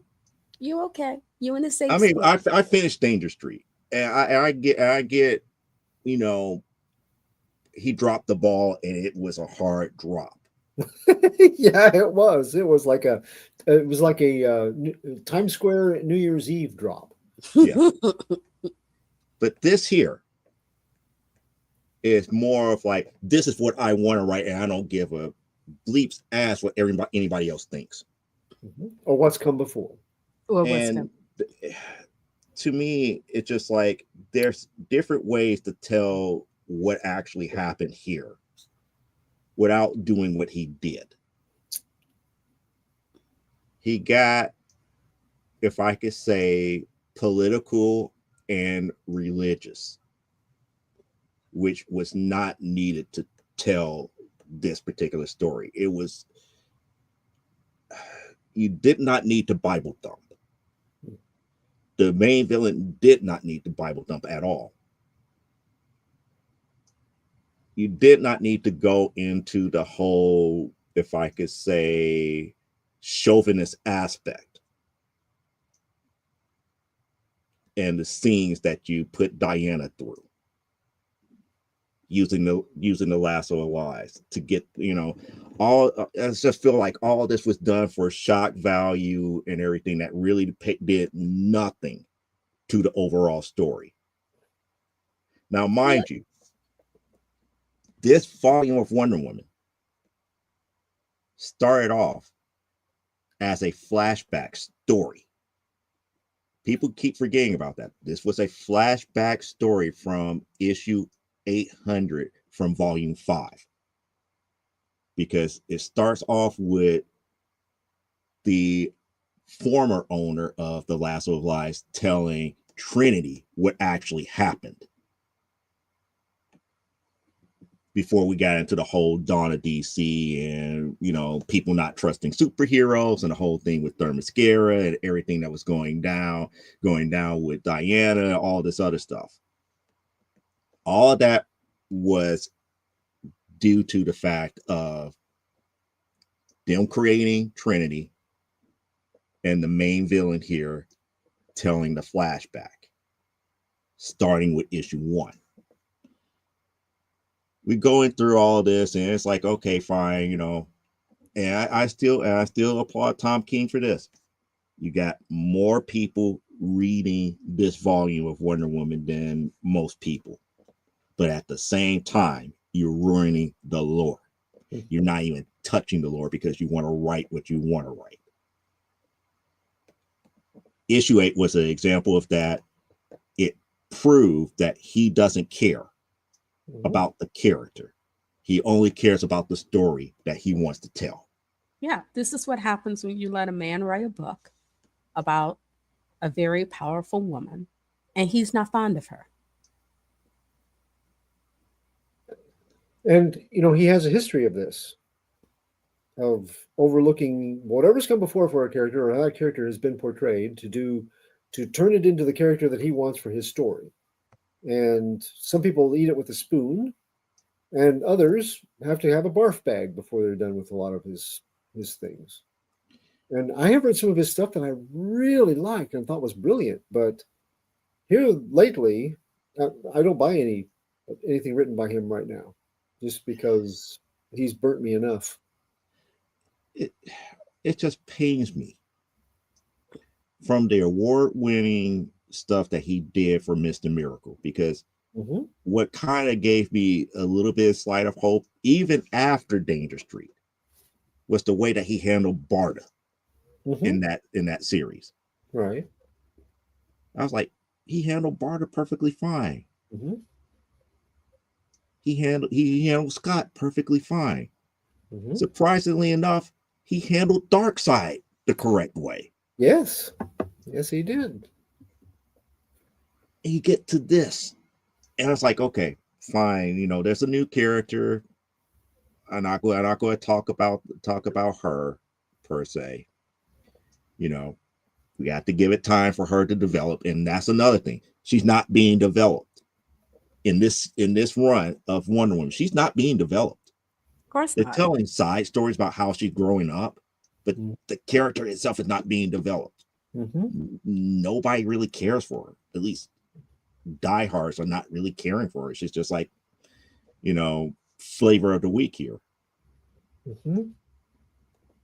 But when we got to issue 8, you should have seen all of the messages that I got. It's like, have you read it yet? Have you read it yet? Have you read it yet? Have you read it yet? Have you read it yet? It's like, no. We need to know what you think, because the majority of them was angry. Majority of the readers were angry. Messages, but as you call them, as you think it came to think of them as rant prompts. Well, I kept an open mind. I kept a very open mind. And I read it, and I reread it, and I reread it, and I reread it, and I'm just like, one, you don't need to use Bible verses to prove your point. 2, you don't need to go into a chauvinist pig type attitude and browbeat Diana the way that you did in her mind. I mean, it's like Diana would not kowtow to Steve at all. No, Never. this guy makes me think he's had wet dreams about Diana, where he's dropped his pants and there was nothing there. Yeah. Just smooth as a baby's bottom. Just nothing there. I'm sorry. I just, from hearing through this last year, hearing you describe this book, this series, it's just, he really hates this character. And I don't, and as much as no, this is, he really hates, he wants to dominate her, he wants to humiliate her. As someone who has been under the thumb of an abuser before, he wants to dominate, he wants to humiliate, he wants to totally destroy. The only thing that bothers me more than this guy doing this is the fact that DC let it. They won't say no to him right now for anything. Again, he's bringing money. He's bringing money into them. So again, that's why I hate bean counters. If you had actual editors would have been like, we might want to take a step back on this one. That's what I'm saying. There are editors I know of, who from back in the day, whether it was Joe Duffy, whether, there are just a lot of editors from back in the day who would have said, you've gone a little too far with this. You need to back this up. Unfortunately, there are no editors from back in the day here anymore. Mm-hmm. Which is sad, which is very, very sad. But he is one of the reasons that people like David Pepose, and David, if you ever become like Tom King, I will hunt you down and kill and eat you. No, we'll have to have words. But but it's one of the things that makes people like David Pepose shine when they write well and they keep in mind, the history of the character, but they forge new and creative, interesting things, and they don't let their level of success go to their head and insist on their way or the highway because they can. Now, everybody runs the risk of being that way as a creative if you give them enough rope. enough rope. So, but I will always pick somebody like David Pepose and the skill and consideration that he brings over a talent, even as monetarily successful, even as award-winning as Mr. King, just because of that. So I'm still just getting over just the ill effect of scenes dealing with her being set in 1940s, 1950s housewife, being kind of browbeaten by Steve Trevor, and her being forced to be submissive. And I was like, this would never happen. I was supposed to say, Trevor's not that type of man. That's the whole thing. It's just like, I get it. It's like, she's up under the spell of the lasso of lies, but the way that you're illustrating this, it's like she would know that this is not 100% true. And the fact that she's kind of being submissive and having temperance on this, you're stretching it. You're stretching it. You're talking as if every aspect of what makes an Amazon for Themyscira what they are, and you're trying to flip it and put it on his head. That's like even Linda Carter's Wonder Woman would have picked Steve up and went, "You can fly." The best of like Hippolyta and all the other Amazons who have been through this before and how to deal with it.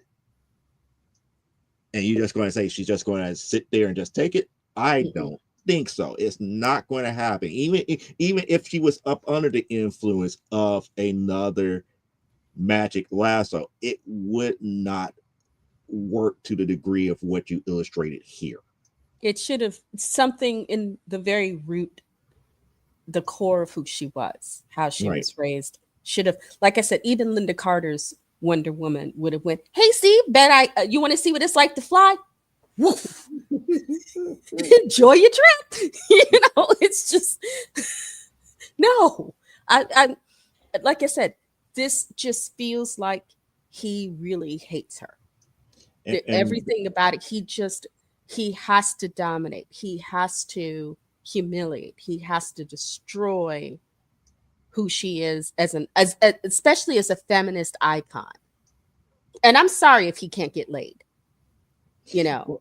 that's the whole thing. It's not about, he shouldn't have to destroy that aspect of her in order to tell a story, because later on in this volume there were other things, because again at this point Steve Trevor is kind of dead. He's dead, but this is stuff that she's seeing in her mind, dealing with the situation at hand. And I was like, I'm going like, what? How? It's like, I get it. It's like, everything that's being done to her by the sovereign has been more of a mental type deal. But And yes, Steve has been kind of like a moral compass for her all of these years, but at the same time, Steve wouldn't lead her astray like that, or put her in jeopardy the way that, or at least her memory of him would not put her in jeopardy like that. I'm sorry. It's just, you want to tell a story and say F everything that's been told. I'm going to tell it the way that I'm going to tell it, and it just is what it is. Issue 8 was just way over the top, and there's another one that came close. So it's my pick for worst of 2024. I bet you when he was a kid on Halloween, a bunch of little girls dressed as Wonder Woman took him somewhere, whooped his butt, tied him to a tree, and left him there naked. And this is his. I mean, that could be true, but what I honestly believe is that Mr. King has just got to the point where it's like, I got so much acclaim that I'm just going to do what I'm going to do, and DC gave me full rights and reins to do whatever I want, because why? There's no editors, there's nobody to tell me no. Ooh, if he comes to C2E2, don't point him out, because otherwise I'm going to jail. Ooh. I haven't seen the list. I haven't seen the list of guests here, but even if he did show up, it's like it wouldn't be like, I wouldn't even feel like pulling out my Mr. Miracle stuff to even have him sign it. I don't want him to sign anything. That's how disenchanted I am with him. It's just like, for the handful of good series that you did, what you did to the most beloved characters, not just one character, not just Wonder Woman. He did it to several more popular characters. The obscure ones, or ones that he create, they're good. Mm-hmm. But beloved characters like Wonder Woman, beloved character, I just want to bounce him off the floor. Like I said, it's just the worst. It's just the worst of 2024. Like I said, I'm not going there. I'm just not going to go there today. That's really not. Then that's just me. And that brings us to the end of the Speckie Awards here. I mean, we could continue talk about other stuff here. I mean, we could continue that conversation about, other bad stuff here, but I'm not going to waste any more brain cells on that creator. Okay. But I mean, looking past the worst of, this is a really good year for comics, I thought. Even though I didn't like how it ended, it's like even Sensational She-Hulk to me was okay into like the last 5 issues. Mm-hmm. Okay. Because it's like the last 5 issues, it's like, yeah, you have one issue that they stretched out to 2, which it could have done in 1. And then the whole thing about whether or not she wanted to rejoin the Avengers or not got drawn out for like the last 2. But and the romance, it was something that was different and fun. And then the main story that I wanted them to work on, they didn't do.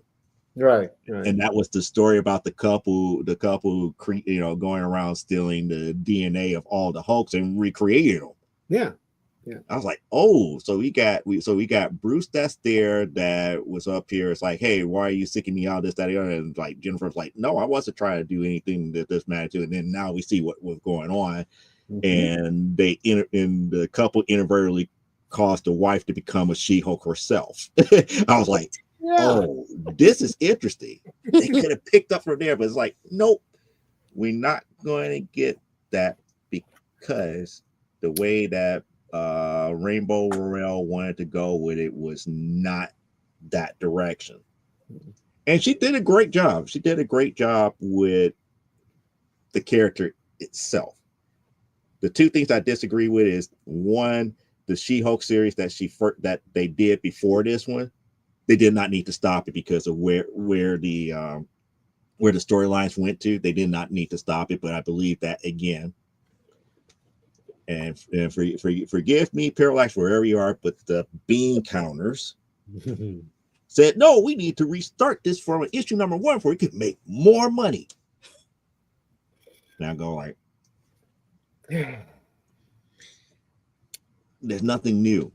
I mean, granted, it's like you start a new story arc, it's easy to pick up from the story arc from where it's at, but you really didn't do any new changes to really warrant a change in volume or a change in title. And then you kind of let Rainbow not really do what she needed to do to really truly end the series on a better note. But that's not something that she had a call on. It's just whatever the upper echelons that governs the money said. I wonder, can 2025 be like hashtag bring back real editors? At this point, I seriously doubt it. I did read an article on our time off because we've been gone for about 3 weeks here. Yeah. And I was astonished, and I wanted to see if you guys can answer this because I didn't know what company, like DC, Marvel, et cetera, what company sells the most trade paperbacks annually? What company sells it annually? Mm-hmm. The most trade paperbacks. The most trade paperbacks, I would say something like Viz Media, the people who do like manga or something like that, because that would be where I would go. Could be most trade paperbacks. What about American trade paperbacks? Oh, okay, American paperbacks. He What said about American paperbacks. Trade paperbacks. Oh, American paperbacks. Mm-hmm. Ooh. Is it Archie? No. Okay. If I have to take a stab at something like that, I would have to go somewhere a little less known. I mean, I don't want to say Image, but I want to say something like Boom or something like that. Boom or some smaller company. Mm-mm. Marvel has, I think. Under the count of saying Dynamite, I could believe that. I could believe if it's Dynamite. I could believe it's Dynamite because I know it's a smaller company. It got to be a smaller company. It's not Marvel or DC. It's not really a smaller company. It's an overlooked company. Okay. Marvel, if the article was correct, Marvel does maybe like 5% of the American sales of trade paperbacks. DC is like 4%, and then the other company does the rest. Does less? Does the rest? Oh, does the rest? Are they? Is that Mad? No, that company is Scholastic Publishing. That makes sense. No, that makes sense. That makes sense here. They have since Jeff Smith got on with Bone, and they started doing. Of course, it's all for young people, so we overlook it a lot because it's all but libraries, schools, and then parents contribute to that number. I had never thought of that before, but he said he was going to say paper cuts. No, but Scholastic makes very much sense because it has a greater audience because it's not just focused on comic book people. It's focused on right. They're on a also bigger volume doing, because they're ISBN numbers. One of my and they've got a lot of young adult titles, graphic novels and stuff like that. yes, Mark Crilly does yes. a lot of Yeah. stuff through Scholastic. hmm I follow him on YouTube. Yeah. So, and I found that out because I was doing research on um, something that's coming up later this month, the multiverse fundraiser we've been talking about. Oh, that's right. You know Yes. what? Should we do it? Should we go ahead Yeah, and everybody wet know. people's whistles to what it is here? Mhm. Should we? Yes. All right, here we go.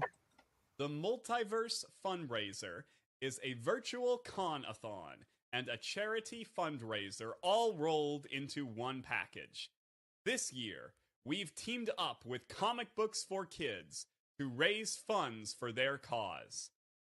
Comic Books for Kids is a charity that provides child-friendly comic books to children in hospitals and cancer centers across the U.S. On January 24th through 26th, we'll be providing both pre-recorded and live Comic-Con style content to include celebrity, comic, and writing guests that include Creek Wilson, Jeremy Lee, Leah Williams, Jerry Gaylord, R.J. Conti, John Cosper, and Dean Hill. Visit www.themultiversefundraiser.com for more information and instructions on how to both tune in and contribute. Remember, we're not just raising funds for a good cause. We're raising fun. And there it is. Yeah. And we got a panel on that fundraiser Got my too. book. Yep. On Sunday, the 26th of January, Central Time, it is 4 p.m.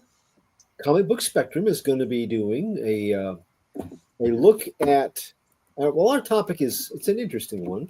Mhm. Topic for our panel, I call it, what goes there? Things that we would make room for on our GOAT graphic novel shelf. Mhm. Things that deserve to go along either because we feel this way about what it did for the comic book medium, or because it has a special personal place in our hearts, or sometimes both, depending. But our discussion is going to be on what trades or runs that we would put in a place of honor alongside such works as Mouse and Watchmen and The Dark Knight Returns. Ooh, So, okay. yeah, it's going to be an hour-long program. And then on 2:00 that afternoon, before our show, I and a panel of others do B-list boosters. That's an annual thing that we do, where we sit down and we look at lesser-known characters or obscure or just kind of second banana characters that we think in comic books that should get a bigger spotlight, get their own series, or get a one-shot, or get a mini. And some of the ones that we've suggested before have. In fact, Human Fly was one of mine that I never thought I would see a comic book. And this year, a series began again. It's a small series, but somebody took that ball and ran with it. So when I was doing the lookup on Scholastic, I came across Scholastic is sleeping at the switch. They may be selling like 90% of the comic book trade paperback sales in America, and they're geared toward younger readers. That's very cool. But there is a nostalgic chance to make some money that they are asleep at the switch on. Because do you remember Dynamite? The magazine? Not the magazine, no. Dynamite was sort of like, it was what Weekly Reader kind of turned into in the 90s, 80s, and Okay. 90s. Actually the 70s. When they would publish things like interviews with people from the $6 Million Man and the Bionic Woman, and so mid to late 70s. They had and they would have these different kind of like serialized stories, different things like that, along with interviews and comics, cartoons, and things like that. But they started a superhero series. They still own the rights, as far as I can tell. Cool. Very little was ever said about these superheroes. And yet, when I was looking up what meager information I can find on them, the only way to get those adventures is to buy each of those, and it's like 100 issues that their adventures spanned over. So you have to go back and buy each of those Dynamites because they've never put them together. But every time you see their name anyplace, there's always a comment or more, one or more, of why don't they put these into a collection so I can read them again? This was my gateway into superheroes when I was a kid. Oh wow! See, that you don't want to know what the first thing that just came to my mind here. Oh, I don't? What? Because it's the infamous words that I don't like hearing now, and that is crowdfunding. That would be something that they would go ahead and put on like a Kickstarter or Indiegogo or something to that magnitude. No, if they would. Scholastic's got enough money. They're It doesn't matter. They're like the Riot Games of, kids book publishing in regards to the type of stuff that they do. I don't know if they would do crowdfunding unless some group went to them and said, hey, what if we collected all of these and put it together, and we'll get crowdfunding and go through all the steps and put this all together. You get final approval, but we'll have editors and everybody to put this all together. We can get interviews with some of the people who've worked on it if you'll give us access to them. So to include with the strips, you have, include interviews with a lot of the creatives who worked on it. So you make it a really big thing. And depending on how much is collected, you could say we're going to do volume 1. And if volume 1 does well, we'll come the same, editorial team will come back and do volume 2. And if necessary, volume 3. You would have to put a proposal to them and then say, and the best thing about it is in the initial stages to get that first volume done, you ain't got to pay us. We'll go to Kickstarter, whatever, and do some crowdfunding to help us get started. And you just proved my point. You just proved my point. No, but I'm saying that's what it would take in order for them to think about it. It would take somebody willing to take it on that they don't have to pay right up the front. Maybe. And then the deal would be the team that put it together got so much of, got so much of the sales, or got some nice little payday at the end for, hey, we turned it in, you approved of it. Hello, can we get paid? Now, and again, that's how they did Darkwing Duck. That's how they're doing a lot of these collections nowadays. Yeah. Here's the hook, though. If you want to know more about these characters that we're hinting at, you should tune in to the Multiverse Fundraiser. Come to B-List Boosters on the 26th at 2 p.m. Now, the thing is, I'm just one part of a panel. That panel, there for a while, it was everybody, their first names began with C, so it was like the C panel of B-List Boosters, because Clyde and Clayton and all kinds of C names, but they come up with their own versions, and like I said, it's always a blast to talk about them. So see, Comic Books for Kids, it does an awesome job. My friend Art Balbazar is doing another big thing with them. Yes. And then he said it's like what's an Electra Woman and Dino Girl through Dynamite? No, it's talking about the magazine. I don't know. Stupid question. Because this shouldn't interfere with the stuff he does on Thursdays. Is Eric going to join us? I asked him, but the days of the week, on Sunday, apparently he's got a lot of grandpa duties. So he didn't think he could swing on a Sunday. So as far as I know, it's 3 of us. Would it be possible to, like, if Eric recorded his part and we just, started with Eric's recording and then the rest of us did it live? We can ask him. Yeah, we could ask him. We can ask him. But like I said, we have a hard cutoff at 1 hour. Right. Got it. So, that would give each of us 20 minutes. It would kind of less, or really less than 20 minutes, because we have to have an intro and outro. It would kind of depend also on the moderator. Mhm. And if they wanted to do that, because they have 3 days of jumping through a lot of hoops, and depending on who we draw as a moderator and who's engineering the show, they may not want to do that. I don't know. Okay. But we can ask. Quick Yeah. question, because I realize we're already 8 minutes over. The book that I was going to do, because I didn't realize they had to be on the level of a mouse or something.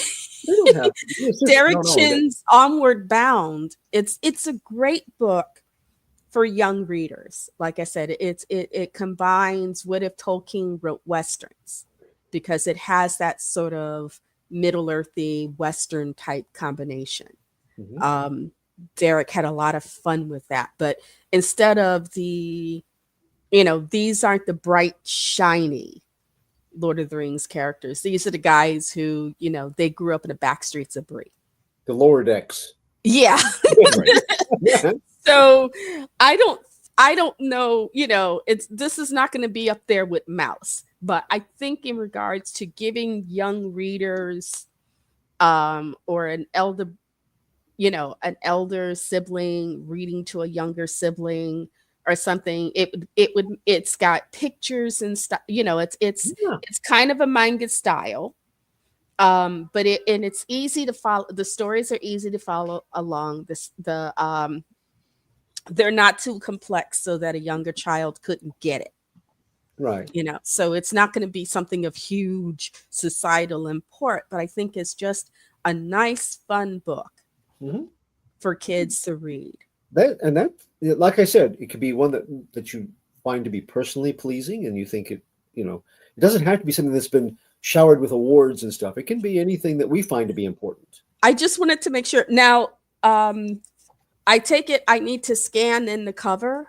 Do I need to scan the cover in and send it? It would be good, yeah. Oh, Okay. I'll see. I wasn't sorry about that. I just know that that all our books were approved. At least that's what you They're told all us. approved, but having a scan of the cover would be fine. I think that would Okay, be. I'll scan in the cover. Because that way you'll have a good quality of it. Yeah. A good quality copy of it. Very good. And DC is excited. I'm going to let him know to tune in on the 26th at 4. If he doesn't have church that day, if he's not at church at that time, I'll tell him so he can tell his friends and stuff. So hopefully we'll get we will at least get some people in who haven't watched us before. Yeah. Right. Cool. And I'm still thinking about what we talked about with the C-list boosters, because I think what I gave to you last, I think that should be a comic book title within itself, because there's just too much history that's there with those characters that not have been talked about over the years. Mm-hmm. True. So it's after 9.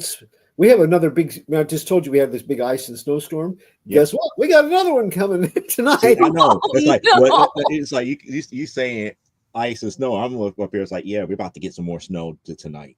How much are you supposed to get? Huh? Oh. About like what like almost like an inch and a half, something like that. Yeah, we're not supposed to get more. It's like this is less than over 2 tonight inches. and most of tomorrow. Well, here we got a 1/4 inch of ice. Oh no! About 8 inches of snow on top of it, and then a little teeny glaze of ice on top of that. Oh, no. We have been dealing with that for this last week. Oh, You got an ice cream snow sandwich. yes. Now tonight we're supposed to get 3 to 5 more inches of snow. So they're working on the Big Mac of snow. Well, we need it up here because the more You don't need snow up here. no. Understand, the more snow, the more rain we pull in during the winter, that keeps the lake, that keeps our water level proper, and the lake doesn't have to pull. Lake Michigan doesn't have to pull in anything from Superior. Mm-hmm. Okay. So if our lake level, if the water level it stays up at a position, Lake Michigan will be okay. If we drop, we start pulling water out of Superior. Right. So it might be sucky weather but we have to keep our water levels good, and we don't want to wake up We and don't want find we don't want ourselves on superior fire. water. We don't want superior water because, again, we have to be paying attention to Michigan to understand why you don't want superior water. No, I get you. I read. I know. Okay. And I know people up there. So yeah, I get it. Well, Superior, it's said, never gives up her dead. So you have to know the record, the Edmund Fitzgerald to get that. Yes. But but it's like also we don't want to be on fire, because right now there are areas that my kids and I have been to. We used to go to every year for fireworks and 4th of July. This is not the fire season for California. This is when they're supposed to be this is their rainy season. And yet it's so dry that the Palisades, which usually doesn't get hit by fires, it's usually lower in the valley, so that the Palisades in Malibu, which are normally hit by earthquakes, not fires, are burning. And Malibu looks like lava has hit it. Yeah, because it is totally on fire. On that note, David Prepos lives in California. I saw where he marked himself and his wife safe. They're okay, but keep them in your thoughts, and send some good vibes their way, because just because that they're okay right now, I don't know, because man, those pictures of the Palisades, my gosh. Well, the Palisades, the canyons, Coldwater Canyon and stuff, that's where the fires, there were 5 fires as of about 4 something. 2 of them were either put out or contained. 3 were still ongoing. Okay. So, but like I said, we used to live there. It's just, it is surprising that, Palisades. But I will say this, because a lot of people are like, oh, it's like, you know what? The places I'm most afraid for are Inglewood, which is by LAX. I'm most afraid for East LA. The lower sections of Hollywood, West LA. There are areas of the city that are still poverty stricken. Those parts, if they go, a lot of the people who've lost places now have second homes, or they can afford to rebuild. FEMA's going to cut them some big checks. Okay. Malibu, that's all millionaires. There are no poor people. There is one section of Malibu where people have, where there's what is it? You have the motorhome park or whatever. There's like one little section. It's like the wealthiest motorhome park you ever saw. But most of this, you're talking really upscale people. That's why they've had to get people like Billy Crystal and them, because this is affecting where they live. But you're talking a lot of people where they have second homes elsewhere. They can easily get out. There are a lot of people in LA that are below that area. If that fire sweeps through where they are, if it jumps the river, there are a lot of people who won't have a place to go. And if they lose everything, they're not going to easily replace it. So it's like my push is like, oh, please contain this, because if it gets, also right now, because I used to go to the American Film Institute, which, if you think about the mountains, it's like the Hollywood sign, a little more mountains, and AFI is over here above the LA Zoo. Where the fires are kind of west and north of that, but they're heading they're heading northward, which is a little scary. And I'm hoping they get caught before they go up the coast towards, like, luckily what's up the coast, you're going to find a lot of blanks. You're going to find a lot of open spaces before you hit established towns along the coast as you go up. But if it hits Big Sur, because that's woodland. You got a lot of trees and stuff in Big Sur. So it's like, please don't get that far. You know, Well, please. right. You know, if it hits the Hearst Castle, I will die. Well, Just right now, the only thing that concerns me dealing with the whole thing with California is figuring out the source of all of the source of all of these fires, because it's not what happening now is not natural. None of it is natural.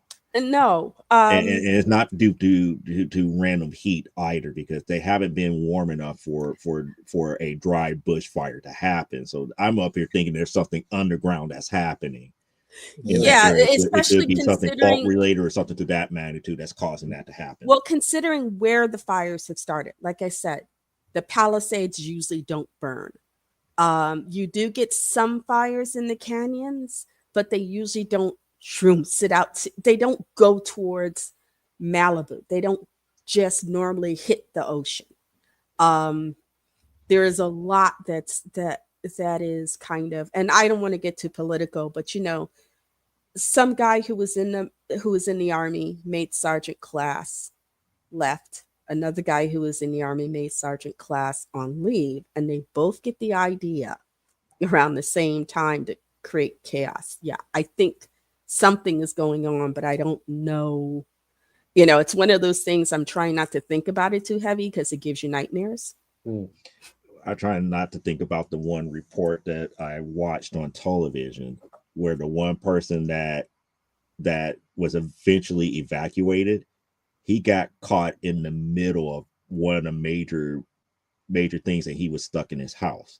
Oh And the wow. key thing that they told him was, one, you cannot open any windows. You can't get any, don't do anything for ventilation in any windows. All your ventilation has to be closed and everything to that magnitude, because if you decide to open a window or open your ventilation, You're dead. the likely no the likelihood of all the gas and stuff that was already ignited would get reignited again, and house would get blown. House would actually have a tendency to Explode. get blown He's dead. up. Wow. He's dead. It's you're kind of like, okay, so long as you keep the windows closed and it's not so, and the fire outside does not get so hot that the windows explode or the casings melt. Hmm. You know, you might. And they saw inside the house, it was just nothing but glass. I was like, it's like, yeah, this does not seem natural, because it's like if this was like a really inferno, he's dead. It was no way he could survive inside of that. So I'm up here thinking Well, it had to be something underground or unnatural. houses built out there, they're built to take in maximum sunshine. But considering you're under the San Andreas fault, Mm-hmm. where you've got big stretches of glass, they have to be specifically tempered. And then they also have to have a covering on the glass so that if you get shook, depending on how badly you shook, the glass does not shatter. It may crack, but it will not shatter and explode. So long as the glass remained intact, because the heat was not high enough to affect it. And understand, if you go to certain areas, stores and stuff in LA, depending on how big their windows are, that glass is thick. And some of them, when we lived there, they used to have what they called, it was like a cracked glass. And it was already cracked. And then it was between two more thin layers of glass and the film on either side. So if a quake happened, it was already, it wasn't, it was made so it looked pretty and it wouldn't explode. Well, Because what happens in an earthquake, depending on the magnitude of the quake, glass, if it's hit just right, and that's like hundreds of little bullets being shot both in and out. It's shrapnel. It's it's a shrapnel. So LA, they have for decades now, they have regulations about the type of glass, depending on the size of your windows, the type of glass you can have. If you've got a store or something like that, there are regulations about what type of glass you can have and how it's installed and everything. And I think it has to be inspected every so often because of that. So long as his seals were intact, other than the heat, he would be okay. And that's what makes me wonder, because when I see these reports, you have houses still standing, and then like 2 or 3 houses down, it was wiped clean. And when I say wiped clean, I mean the heat was of such where things melted. There was nothing left. So Depending on I'm the up here age of the thinking, house. that's not a normal fire. No, That's it's getting to molten lava hot fire. also depending on how old a structure is out there. Because depending on where it was, you might build for an earthquake, but just because you've set things so that it can survive an earthquake, it may not survive a fire, because those are two different types of forces going at it. That is correct. I'm So just trying to gauge level of heat, and yeah, but I'm saying, that's what I'm trying to gauge, because yeah, it's but not natural for something of that magnitude where it's affecting that big of an area. I've That seen, like I some said, houses are getting unscathed. I mean, unless it's like a recently new build, you're going to have some damage regardless. also LA has been known for this, having lived there. It is, you will go after, like, when the rainy season gets bad, it is not unheard of to wake up after a night of serious rain and to hear somebody get up and talk about how they woke up to find their the neighbor who lives above the hill from them, their house was in their living pool. I mean, their swimming pool. Wake up, yeah, their entire, front of their house just sitting in the swimming pool. It's kind of a joke there. And it happens. One house will be leveled and another house, I remember the last time when the Loma Prieta hit and the Northridge hit. When the Northridge hit in LA, they were tearing houses in Malibu down. There were $1 million houses overlooking the Malibu beach. They tore them down. Not because they were in any way damaged, but they tore them down because there was the cliffside underneath their houses were showing that some of them were looking kind of dicey. And they said, well, you have a choice. Possible We can erosion. you can leave it up here, wake up tomorrow, and you've got, and your home is an oceanfront home. Provided you survive the fall. Mm-hmm. So, and the government paid them. Those people got big checks from FEMA. They tore quite a few Malibu mansions down because especially the ones that were standing over Pacific Coast Highway, mm-hmm. They had to tear all of that down because it was too much of a danger, Mm-hmm. but it's LA. And so you never know. You can have 2 houses and one house will survive. The other house will be flattened. Is it just LA or is it just California? Because it's California. I'm just thinking, it's like, it's know California. what? Maybe what happened in Escape for LA might actually happen. Hey, I live one earthquake away for it's no longer California as a state, it's California as an island. Mm. I lived through both the Loma Prieta, which was Northern California, and the Northridge, which was Southern. And I was in a cheap old apartment on stilts in Northern California when that puppy hit.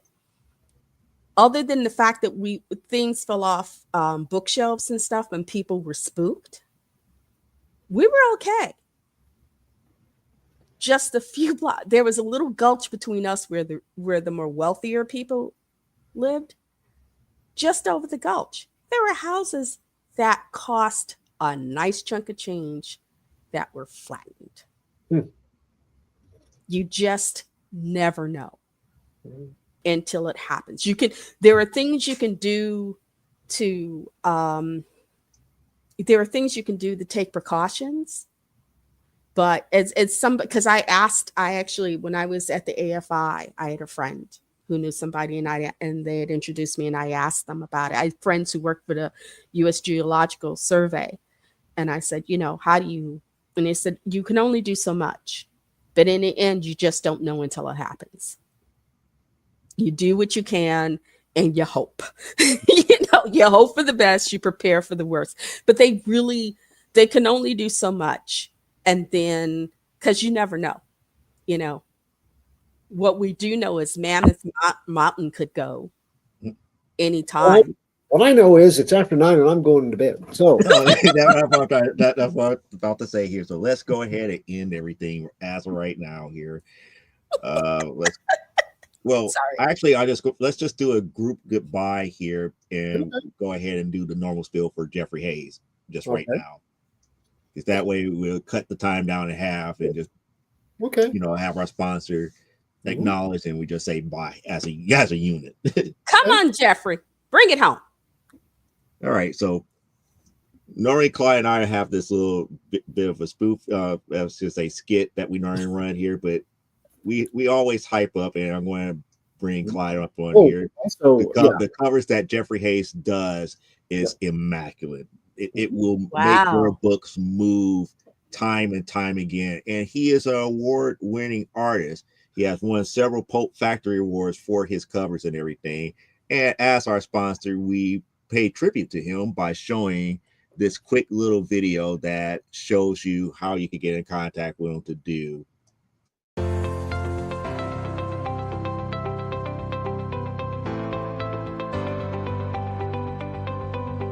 You've worked hard and written a great book. Now it's time to give it a great cover. If you're an indie author or small press publisher, Plasmafire Graphics is your source for affordable cover illustration and graphic design.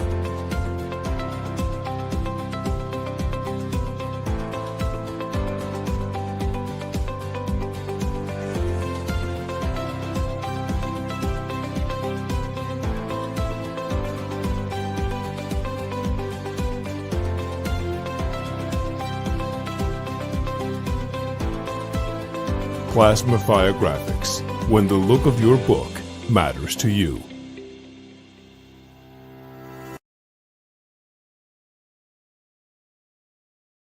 As you can see from the video, Jeffrey Hayes is worth every penny that is worth it for your book here. So if you need something, we got, there it is. So as we say here, we're going to say so long, farewell, goodbye, Auf Wiedersehen. I forget, I messed up the song. So long, whatever it farewell, is. Auf Wiedersehen, goodbye. Right, yeah, goodbye. The sun has gone to bed, and so must I. Yep. So good night, everybody, and we'll see you here next week for Comic Book Spectrum. Have a good rest of your evening. Love ya.